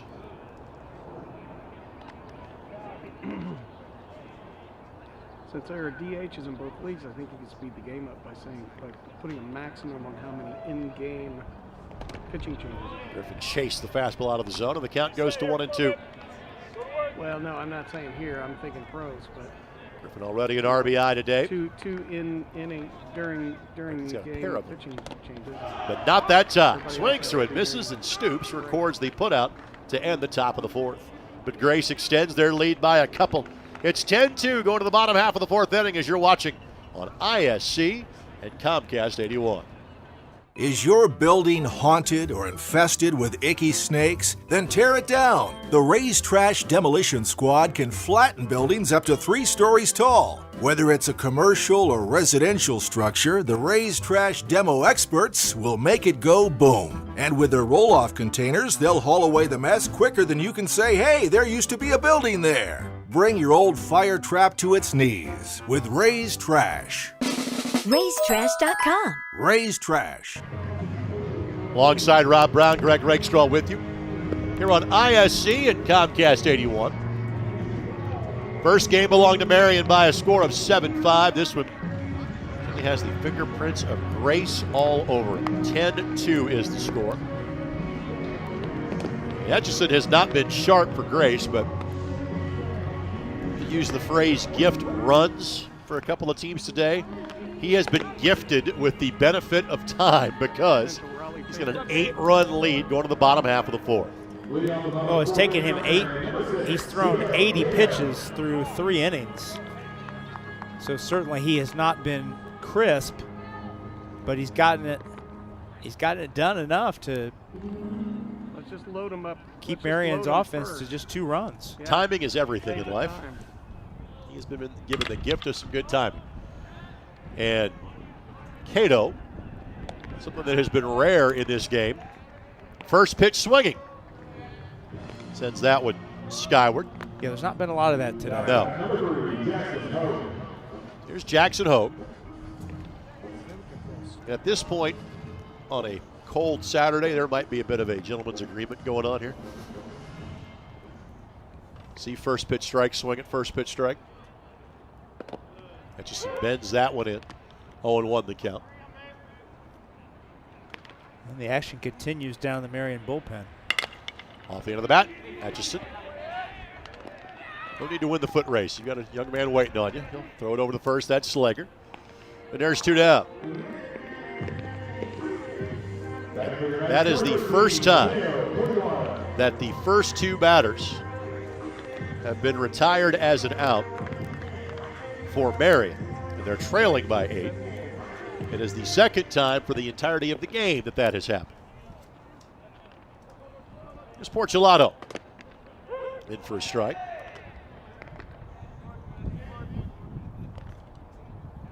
Porcelato struck out back in the first, walked in the second.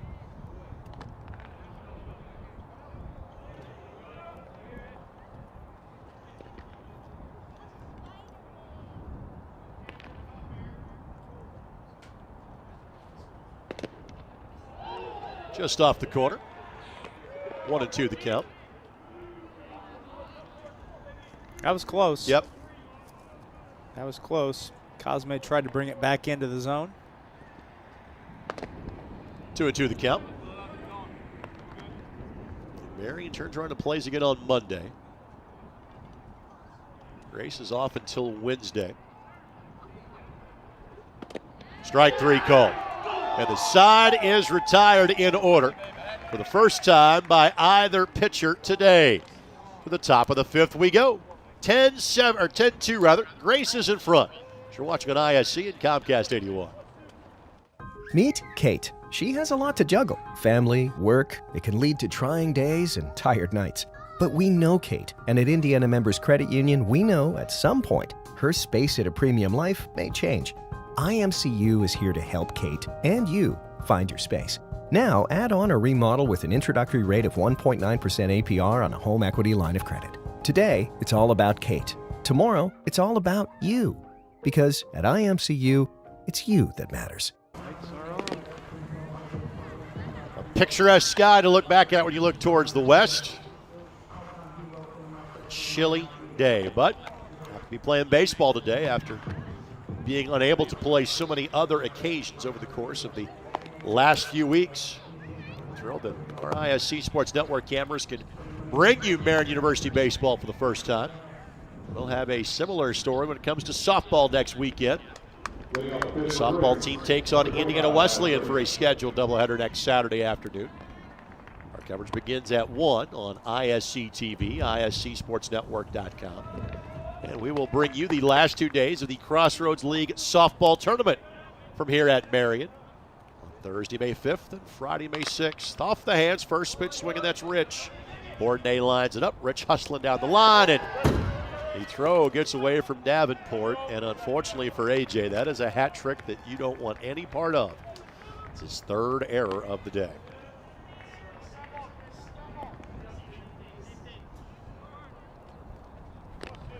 Well, he got to that one cleanly, got his feet set. Just took something off the throw. Kind of, yeah, just sailed the throw. Kind of three-quartered it. Here's Newkirk. He has scored twice today. Singled last inning to lead things off. And scored on a wild pitch. Popped up. Rivera seems to have a beat on it. Makes the grab, and there's one down. Now here's Carr. Carr, a ground ball to Trey Heidlich his last time up. Single and scored back in the third, so Carr is 1 for 3.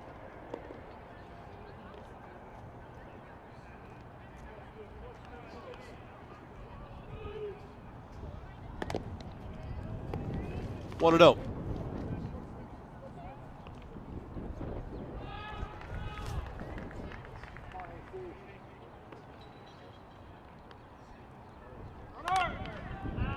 Popped foul.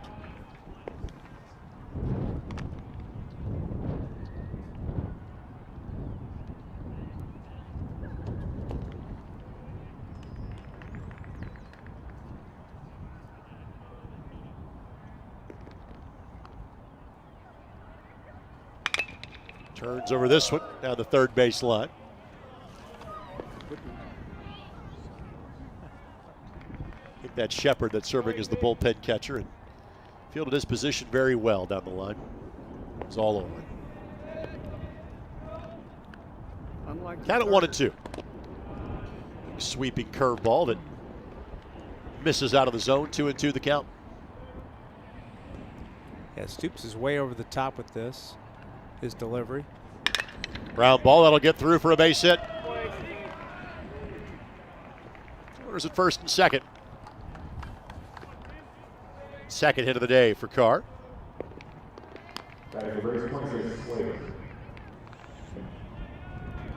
Here's Slager.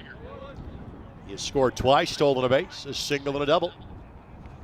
The young man getting to start at first base here in game number 2. It's Pollock that had that honor in game number 1. Slager's had a nice game. Yep. 2 hits, great defensive play at first. He made that diving stop and stepped on the bag.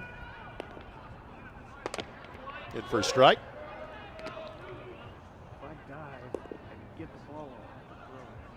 Double barrel action in the Grace bullpen.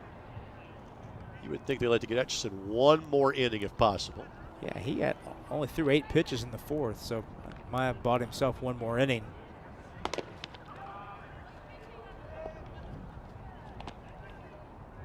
And again, it's a shortened game, just a 7-inning game. 4:35.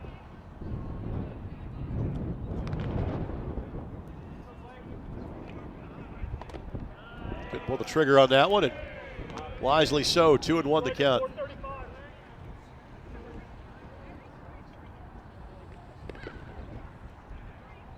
Yeah, major leaguers pretty much adjust everything on their body. Slow roller, first baseman, Davenport. Well, took him a minute, but that's the play. In an 8-run game, take the out, go to first base. He got it, and there's 2 down. And the indecision almost cost him. Yep. He almost waited a beat too long, but he came to his senses right at the last minute and beat Slager to the bag by a step. 1 or 2 run game, maybe we're having a different conversation. 8-run game, turn around and go tap the bag. Yeah. So here's Cosme. He who has had little activity but great achievement so far at the plate. Been walked 3 times. This is after going 0 for 4 in the first game. First base is open. Just saying. Recent history indicated it won't be for long. Turns on this one. Sends a poke down the left field line. Salazar can't get there in time. Cosme has a base hit. That will plate a pair of runs. It is a 12-2 game. You swing the bat, might as well make something out of it.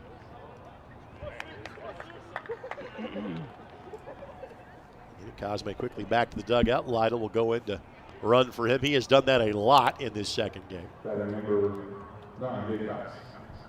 Here's Cox to the plate. Misses high. For Cosme, those were RBI 8 and 9 of the season. Grace showing no mercy. Swing and a miss. Well, to Stoops' credit, he has come in throwing strikes. Yes. They barreled up a couple.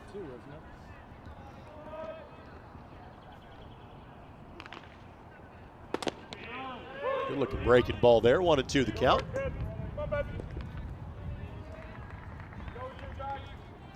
Sixth batter to the plate this inning for Grace. They have scored in every inning but the second at this point. This is high, 2-2 the count.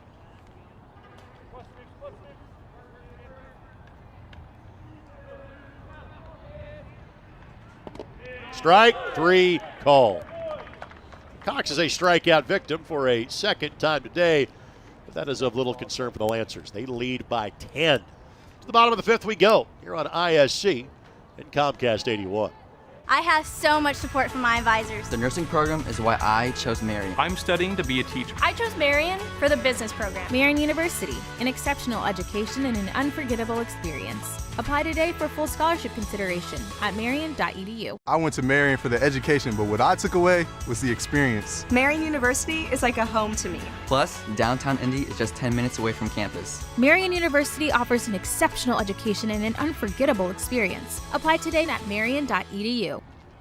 12-2, all Lancers in game number 2 after Marian took game 1 of the doubleheader by a score of 7-5.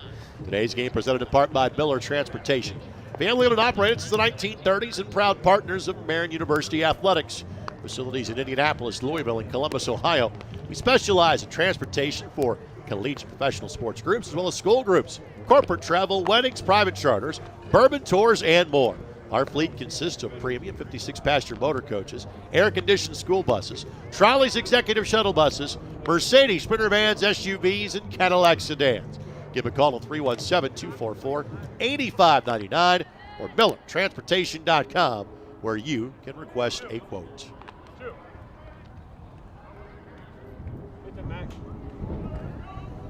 So Heidlich will lead things off here for Marian. 4, 5, and 6 to up this time through for the Knights.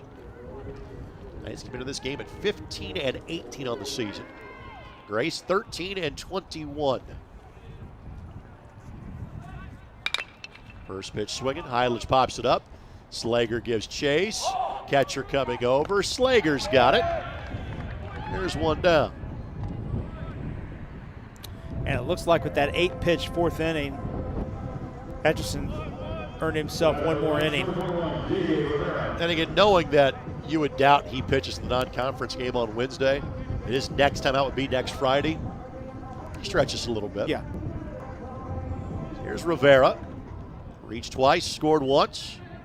Yet to get a base hit, reached on an error, and then walked and scored. That's in for a strike. Soper is warming in the bullpen for Marian. 8 family reunions. Rivera off the end of the bat foul. That's quickly 0-2. Exactly what I was going to say is watch parties. There's gatherings of hundreds that are watching this.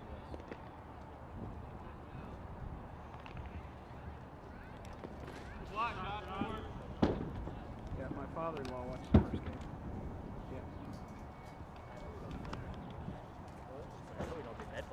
Pliable. So the count goes to 1-2.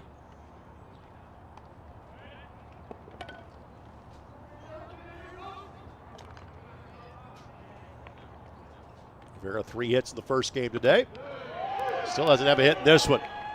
Wicked bender by Etchison. There's 2 down, and he is now retired. The last 6 batters he has faced, and 8 of the last 9. Yeah, he's really settled in after being a little erratic the first 2 2/3. Had 5 walks in the first 2 2/3, but you mentioned he's retired 8 of the last 9. Here's Bourdonnais. Fortunately for AJ, it's not been a stellar defensive performance in the second game today. Fouls that one back. Popped up to the second baseman his last time up. Walked the at-bat before that.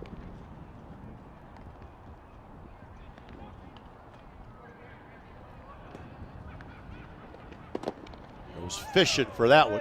They count it 1-2.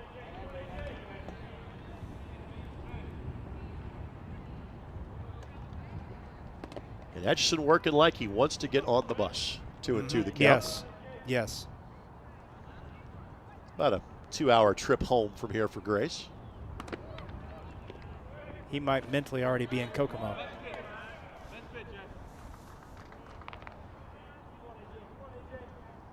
Full count. And missed that one. So Bourdonnais works a walk for a second time today. That was the first batter in the last 10 that Etchison had walked after dealing with a lot of that. Innings 1, 2, and 3. Here's Davenport. Davenport 0 for 2. Again, he smoked one last time up that Slager made a diving effort on. This time he lifts this one towards his own bullpen. Yeah, private schools aren't cheap, that's for sure. The count 0-1. I'll ask you how many times in your high school days you had broadcast a game involving Archbishop Moeller. You said none. None. Swing and a miss. I have had Moeller in both football and basketball. I had Moeller in basketball last year. At Southport, right? Correct. Come up to play Lawrence North in a great game. This one hopped to home plate. Runner going to try to advance, and they throw behind Bourdonnais, but now Bourdonnais going to try to head to third on the play, and he'll do so. Stolen base and an error on the first baseman. Yeah, Bourdonnais was hung out. Slager threw that one away into left field. Actually, I think it ricocheted off of Bourdonnais as he head first slid into second base. But the count is 1-2. Etchison 1 pitch away from putting a 0 on the board. That wasn't that pitch. Yeah, that was one thing that Roncalli's football schedule kind of got away from the out-of-state opponents once you transitioned out, and I kind of came in a few years later. Ground ball, Slager charges. He's got it. For the second time, he records a putout on Davenport, and the inning is over. We are through 5 here at Marian in the 7-inning game. Lancers thumping the Knights in this one. 12-2 the score. Top of the 6th we go here on ISC and Comcast 81.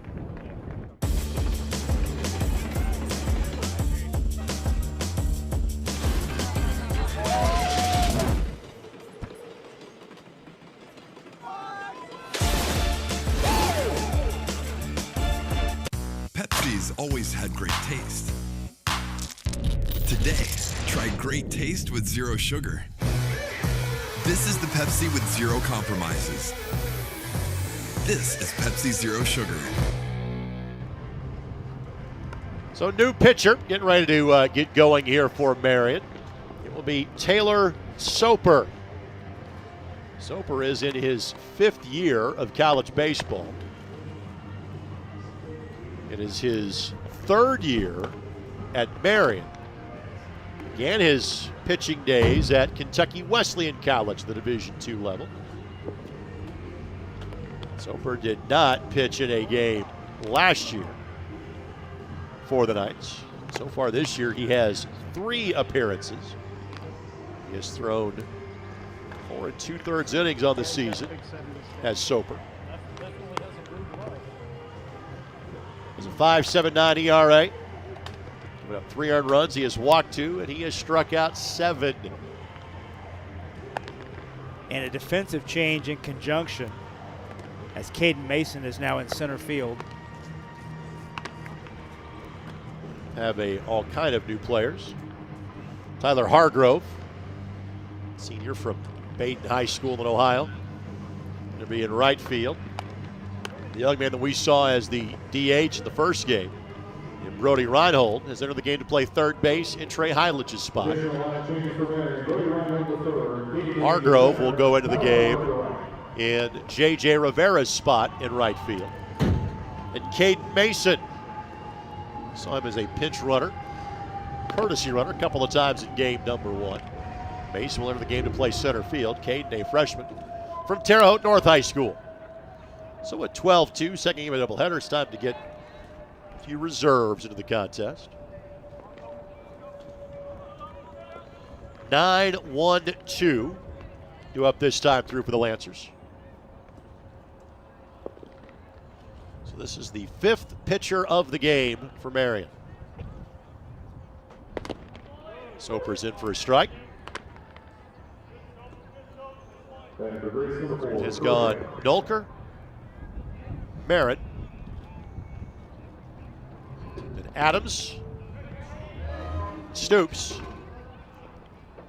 and now Soper.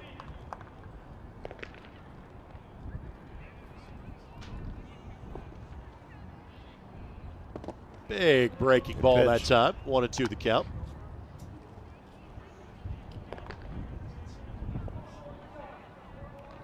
You would think that for Marian, pretty much everybody other than who pitched in the first game would be available if you need them on Monday. Yes. Time is granted. Yeah, nobody's been overextended in that bullpen. And there's still some action down there. Could see a different pitcher here in the 7th, assuming that Soper's able to work through the 6th. High hopper. Bourdonnais. Fields. Fires. No problem that time. Curiel hustling down the line, but Bourdonnais gets the assist as Davenport is on the bag, and there's one down.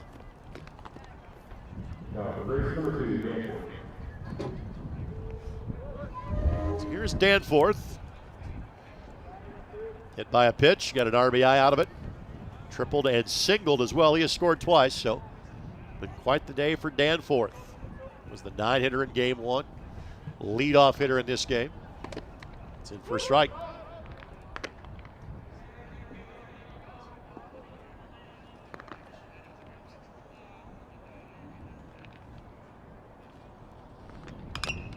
Another good-looking curveball that time from Soper.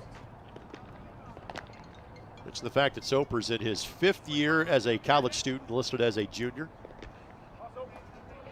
Had another athlete that I covered that got to enjoy a 7th year this year. And I asked one of his coaches, I said, is he going to be like a doctor by the time we talked about, him playing? He goes, no, he's much more on the 7-year Tommy Boy plan. Yeah, my 4 felt like 7, but that's a different story. That one sprayed foul, 1-2 the count. It's Herbie Hancock.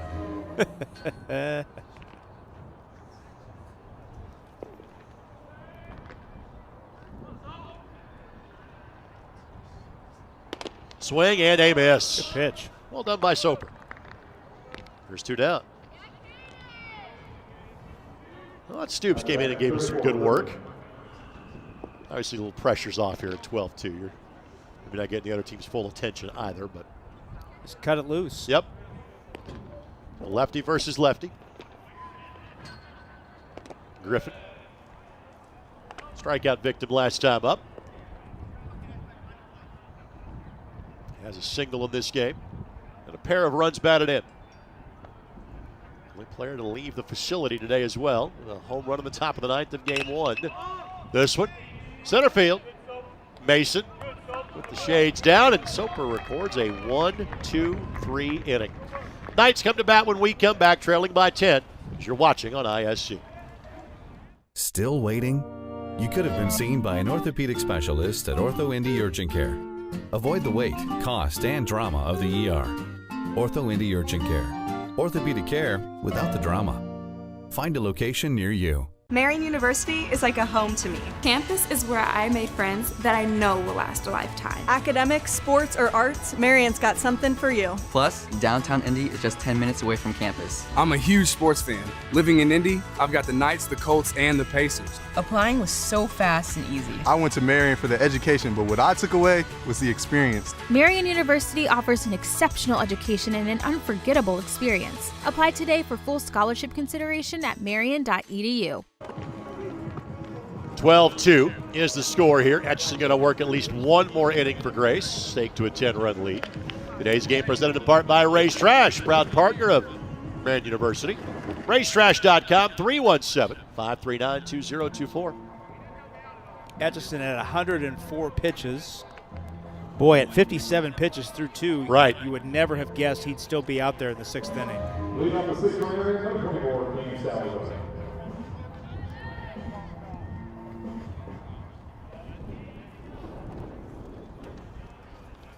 So Salazar singled last time up. That's in for a strike. It was 57. It's his 3rd plate appearance. Technically wanted back because he walked in the 2nd and singled the 3rd. And lifts this one down the left field line and foul. And finds himself in an 0-2 predicament. There have been 2 relievers going for a while for Grace. So I would say any spot of bother for Etchison, his day would be done. But if he has another 8-pitch inning like he did in the 4th. Correct. This game is just past the 2-hour mark. Count it 2-2.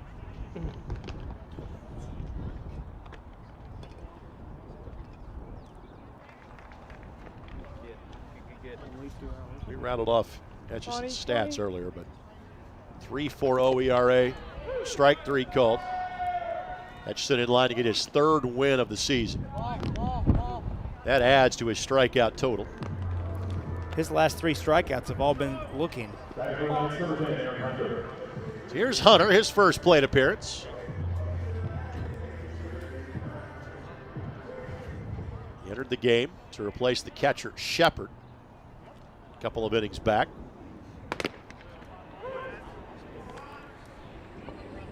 Mentioned earlier, Hunter from Fort Worth, Texas.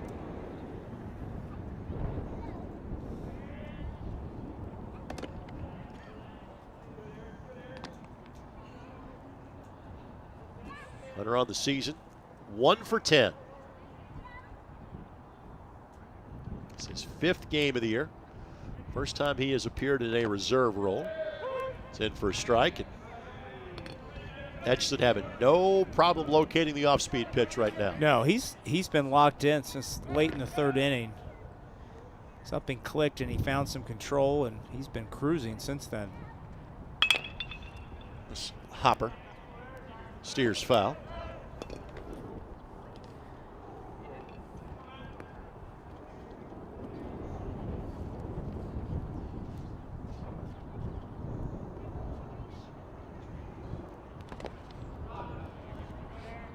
Two and 2 the count. Top of the lineup. Cato's spot due up next. This marks the 4th trip to the lineup for Marian. These 2 teams will play again a week from Monday to make up the doubleheader they missed yesterday. Just bent that one around home plate. That was close. Yep. If that breaks about a foot sooner, that's strike 3. Full count. 30. And ball 4.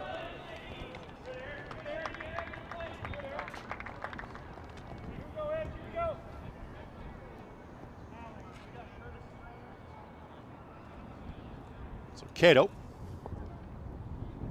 out to center field on the first pitch he saw. Courtesy runner coming in here to replace Hunter to send him back to the dugout. Jonathan LaGuire. LaGuire played at Harrison High School.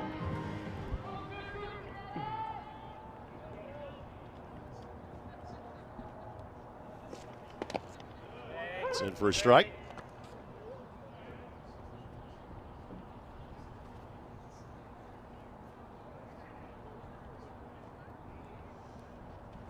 Ground ball. Diving first baseman couldn't make the play. LaGuire will stop at second. Cato's got a second base hit of the game. That's the first base hit since the 3rd inning for the Knights. So Hoag's spot in the lineup due up next. Be a walk towards the mound. That might be it for Etchison today.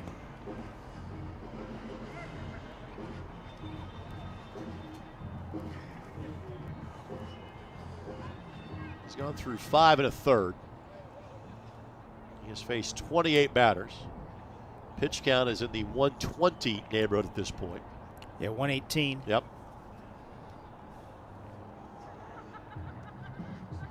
Leave him in for now.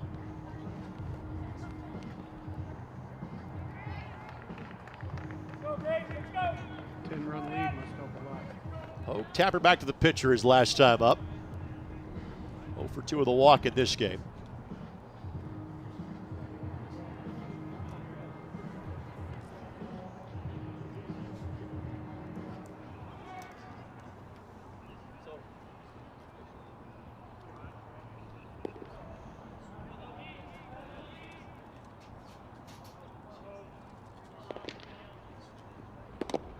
Big sweeping curveball in for a strike.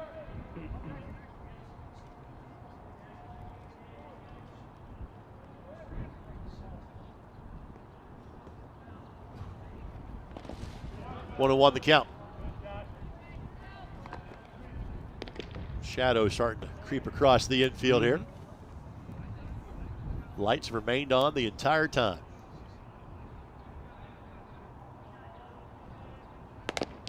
Again, good pitch. Dots the front corner with the curveball. 1 and 2 the count.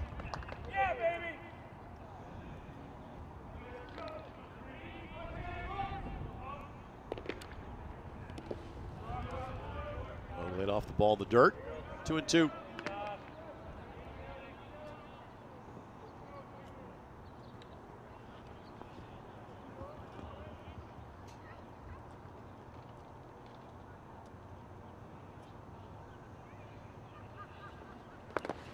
Another one hopped to home plate. And the count runs full.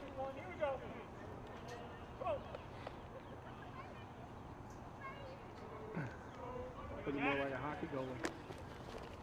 Activity is slowed in the bullpen for Grace, which says those guys are ready when needed. Ball 4. That might be it. Yep.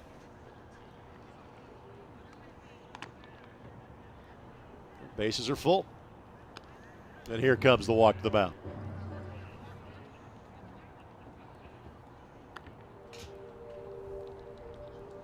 So Etchison's day is done. Gave 5 1/3 innings. Didn't have his best stuff today, but stuff that's likely going to produce a victory. So it's Caleb Farney that will be the player that will be coming in to replace Etchison. Farney making his team-high 12th appearance, all as a reliever. Farney's ERA 3.75. He has thrown 12 innings, 5 earned runs. He has walked 4, struck out 7, and opponents are batting 196 off of Farney on the season. He's a sophomore left-hander out of Wyoming, Michigan, Grandview High School.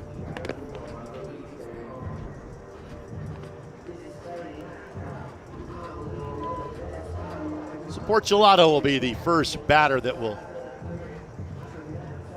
face 40 today.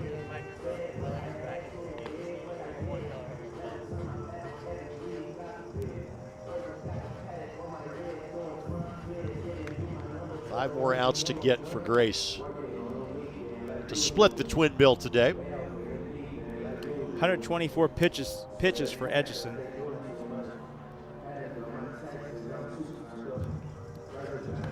Struck out 7 and walked 9.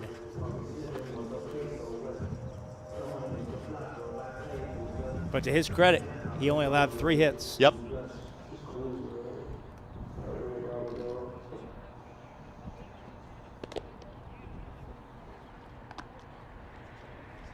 Nine walks is a number that will catch up with you at some point. Some point. Not today, though. But not today. That's not been an issue for Etchison as much this season.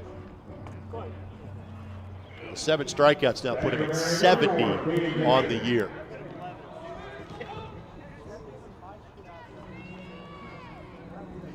So this was Portulato's spot, but this is Mason who came in to replace him. So Mason gets his first plate appearance of this game.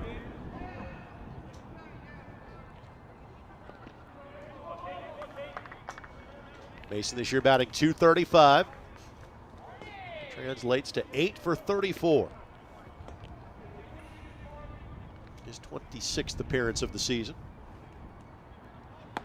First pitch swinging, couldn't catch up. Playing at Terre Haute North High School, a school that's made a few appearances and state championship games over the years.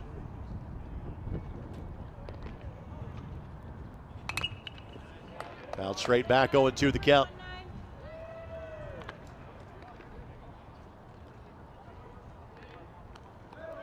Another new face, and Reinhold of the lineup is due up next. That's in Heidlich's spot in the order. And Mason couldn't catch up with the outside corner fastball. 2 down.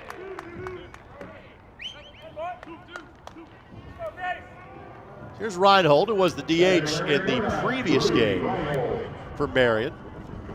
Freshman from Franklin. Reinhold reached base 3 times, scored twice, singled and doubled in the earlier win. Lays off the upper half fastball. 1-0 the count.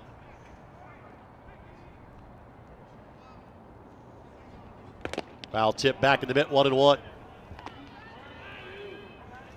Looking ahead for the Lancers, 3, 4, and 5. Rich, Newkirk, and Carr, the trio of players due up for Grace. In for a strike, 1-2 the count. Farney has come in and throwing nothing but strikes. There is activity in the bullpen for Marian if needed. Soper retired the 3 hitters he faced in order last time out.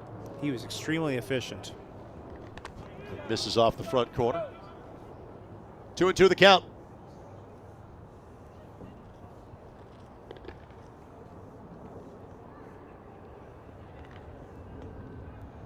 Pitch.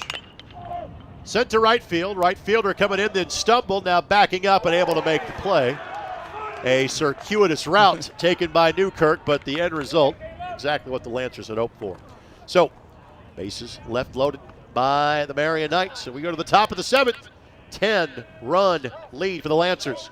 You're watching Crossroads League Baseball here on the ISC Sports Network and Comcast 81. You have enough on your plate. Let McAllister Rentals' wide selection of equipment help. With an extensive equipment selection and experienced people, McAllister Rentals in the Cat Rental Store is your one-stop shop for all your equipment needs. You know we can help you with the big jobs, from moving dirt to getting you in the air. But did you also know that we can handle your smaller equipment needs with equipment like generators and water pumps? McAllister Rentals has made its mark with locations throughout Indiana and now Michigan. We pride ourselves on our reliable equipment, fast service, and knowledgeable people. Visit us online today or give us a call. McAllister Rentals, helping build Indiana since 1945.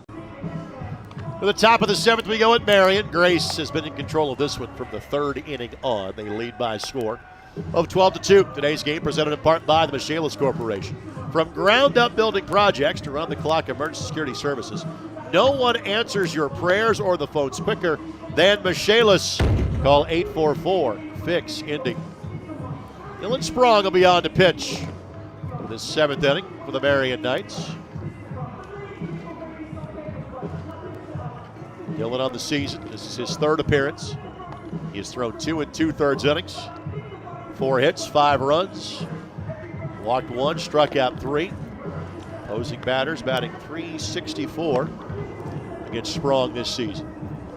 Dylan attended Indian Creek High School as a transfer from Wabash College.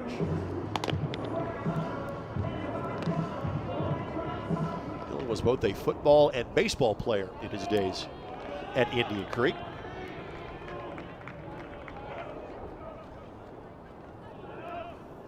Pinch hitter. This is the young man, we have called his name a lot. Colin Lytle. Lytle, the backup catcher, has been the courtesy runner on a frequent amount for Cosme today. That's in for a strike from Sprong. Lytle this year batting .500. He's 1 for 2. His 13th game that he has actually 14 games played in this year. He has scored 7 runs. This is Rich's spot in the lineup. Was officially 1 for 4, but had a single and 2 runs scored. 2 at-bats and 7 runs usually means courtesy runner. Yep.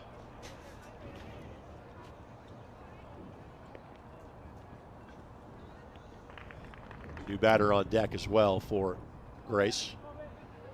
If you made the trip, you're going to get a chance to play here in inning number 7. That's fair in a 12-2 contest. 2-2 the count.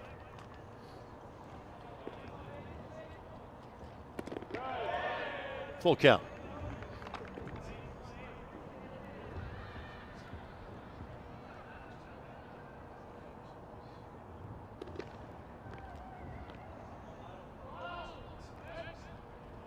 Swing and a miss. Pitcher number 6 of the day for Marian. Gets a strikeout in his first batter faced. Colin Fee be the player coming up here for Grace. So he is hitting in Austin Carr's spot in the lineup. Fastball misses high. That'd be Newkirk's spot. Correct. Yeah. Correct, I'm sorry. As the car is awaiting on deck. I do not have Fee as getting an at-bat yet this year. I know he's from Mishawaka. He's a caveman is what you're saying. That's right. Two and one to count.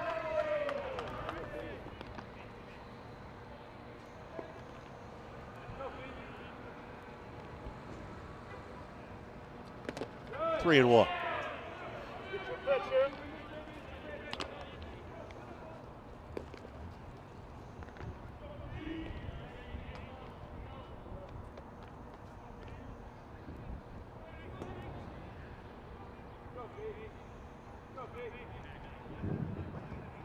And ball four.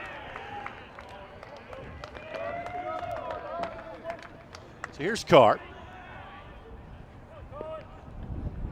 Carr has singled twice and scored twice. 2 for 4. Pitch runner coming in. They're going to bring Newkirk back in.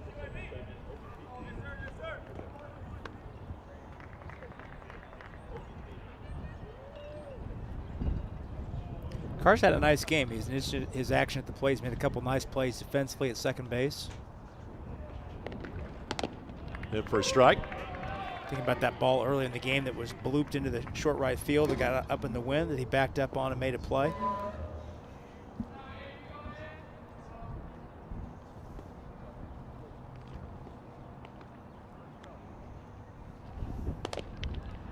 One and one the count.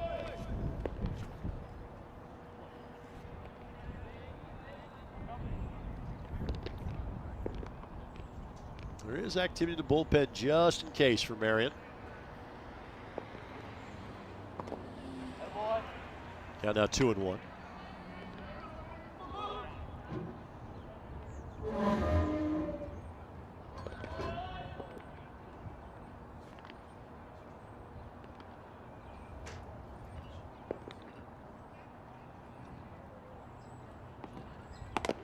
Chase that one. Throw behind the runner. Can't imagine Newkirk's going anywhere in this scenario. Count goes to 2 and 2.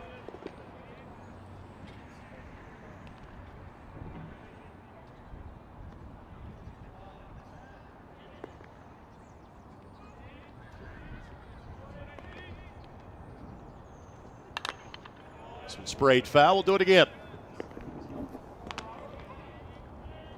Just joining us, Marian won the opening game 7-5. Scored 2 of the 6. 2 in the 7th. Stood a solo blast from Chris Griffin at the top of the 9th to beat Grace.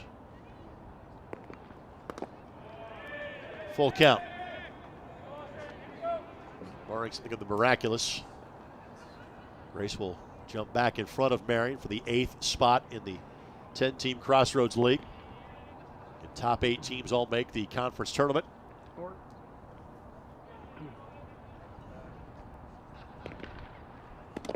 Strike 3 called. Carr had hopefully chucked his bat towards the dugout to first base. Umpire had other ideas. 2 down. Here's Slager. The clock has to run at some point. Hit a tapper back to Davenport at first base last time up. He's 2 for 4 as well with 2 runs scored. This is inside.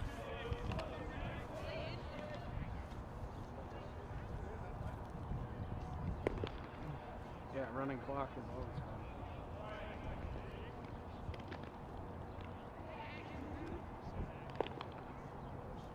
fun. High and in tight.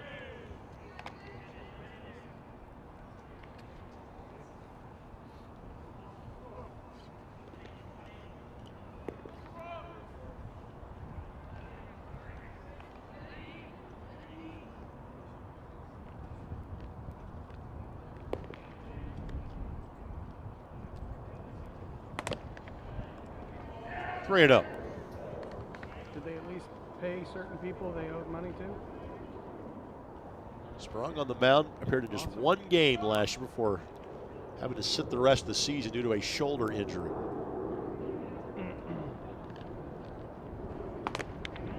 Strike call. Yeah, he'd been overthrowing quite a bit in this inning, especially the last batter, Carr, missing away.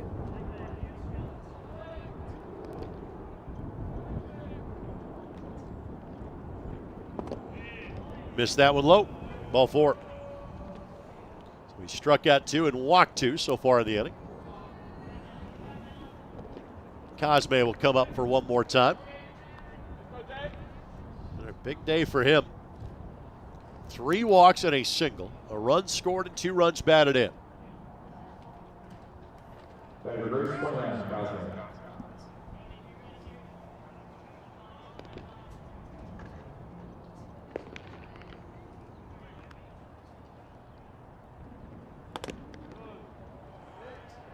Missed outside. 1-0.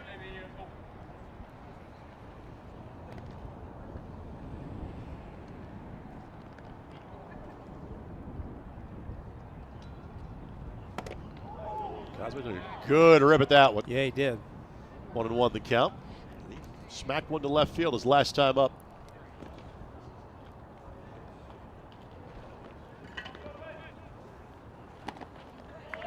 Two and 1.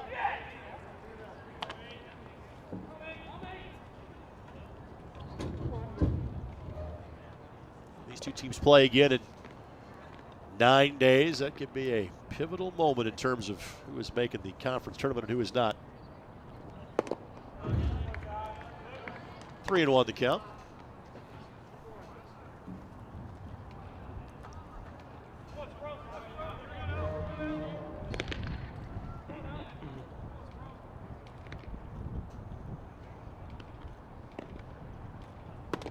It's in for a strike. Just Cosme there. And the count runs full at 3-2. Well, there's going to head start here. In a 12-2 game, infielders are not paying much attention to the guys in the base paths. Foul tip back in the mitt, and that is the top of the 7th. Grace Strands, 2. We hit the 7th inning stretch, and we had a last opportunity for the Marian Knights. They trail by 10 here on ISC and Comcast 81. I have so much support from my advisors. The nursing program is why I chose Marian. I'm studying to be a teacher. I chose Marian for the business program. Marian University, an exceptional education and an unforgettable experience. Apply today for full scholarship consideration at marian.edu. Own a home? Here's a tip. Don't dump your garbage in the street. Neighbors get fussy about that sort of thing. Instead, count on Ray's Trash to haul it away. Ray's can supply 96-gallon waste and recycling bins that'll make you the envy of the cul-de-sac. And when you need a roll-off container for that big job, guess who's going to be there for you? That's right, Ray's. Your filth needs a place of its own. Ray's Trash will move it there. You know where to go. Ray'sTrash.com. Ray's Trash. Thank our tremendous ISC Sports Network crew. Dennis Glover, Rob Lynch, Eric Cadet, as well as Richard Feely. Thank you, Derek Schultz, Jordan Shue, and of course, Alan Hughes. Back on the Marian campus in 7 days when Marian softball plays host to Indiana Wesleyan. Be sure you join us then on the ISC Sports Network.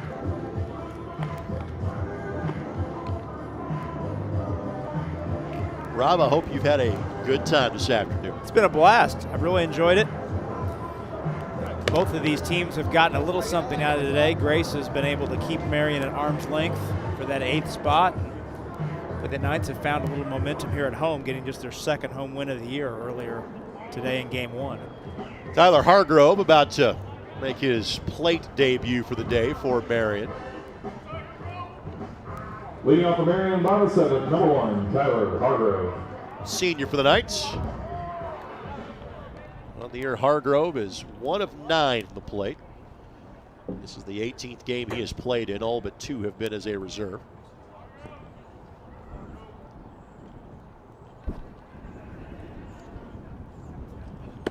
By the way, the Commodores walk-up music jumped to number 2 on my list today.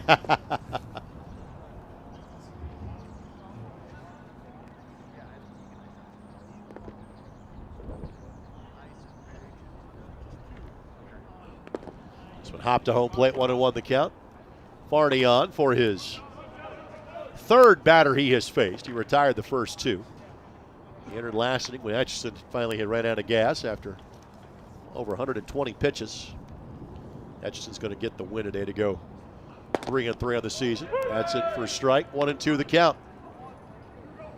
This is J.J. Rivera's spot in the lineup. And another pinch hitter is lined up on deck for Marian.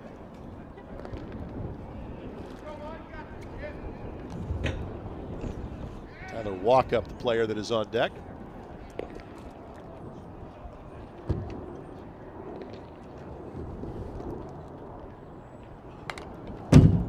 Check swing, right back our direction. Again, 1-2.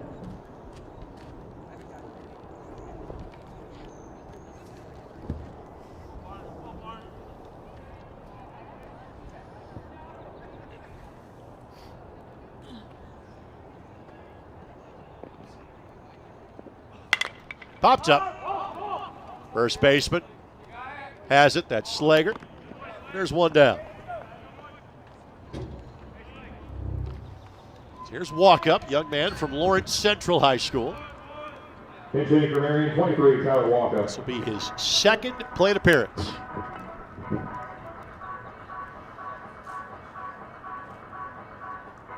Does have a run scored, does Walkup.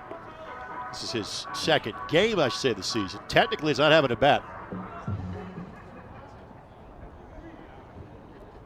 Got his first game action of the year on Monday. It's in for a strike. A lot of guys getting some chance for some action in this final couple innings. Well, in a 9 or 10 run game, it's how it should be. Yep.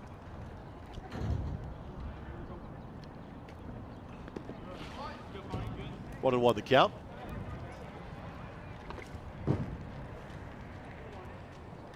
You see a very high level of high school athletics on a daily basis and across multiple sports at Roncalli. Your thoughts on the quality of baseball you've seen here over the course of the last 6 hours? Oh, it's crisp. It's what I thought it would be in terms of it's above the college level for sure. I think across the board, of the high school level, I should say, and I think across the board, people underestimate the quality of play at the NAIA level, all sports. Sure. And I think it unfairly gets discounted to some degree because it's not as top of mind. 3-1 the count.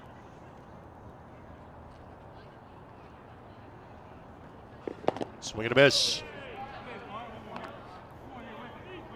Last time we had these two teams on the ISC Sports Network, it was the Crossroads League Men's Basketball Championship game.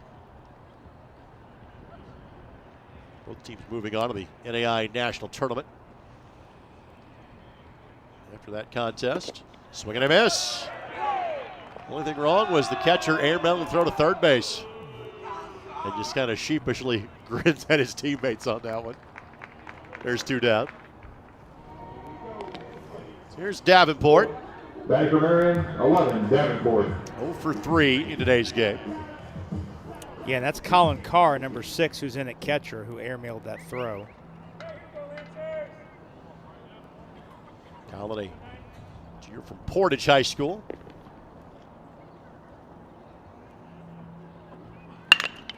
Ground ball. Second baseman all over it. And our day is done. It is a split of the twin bill today here at Marian.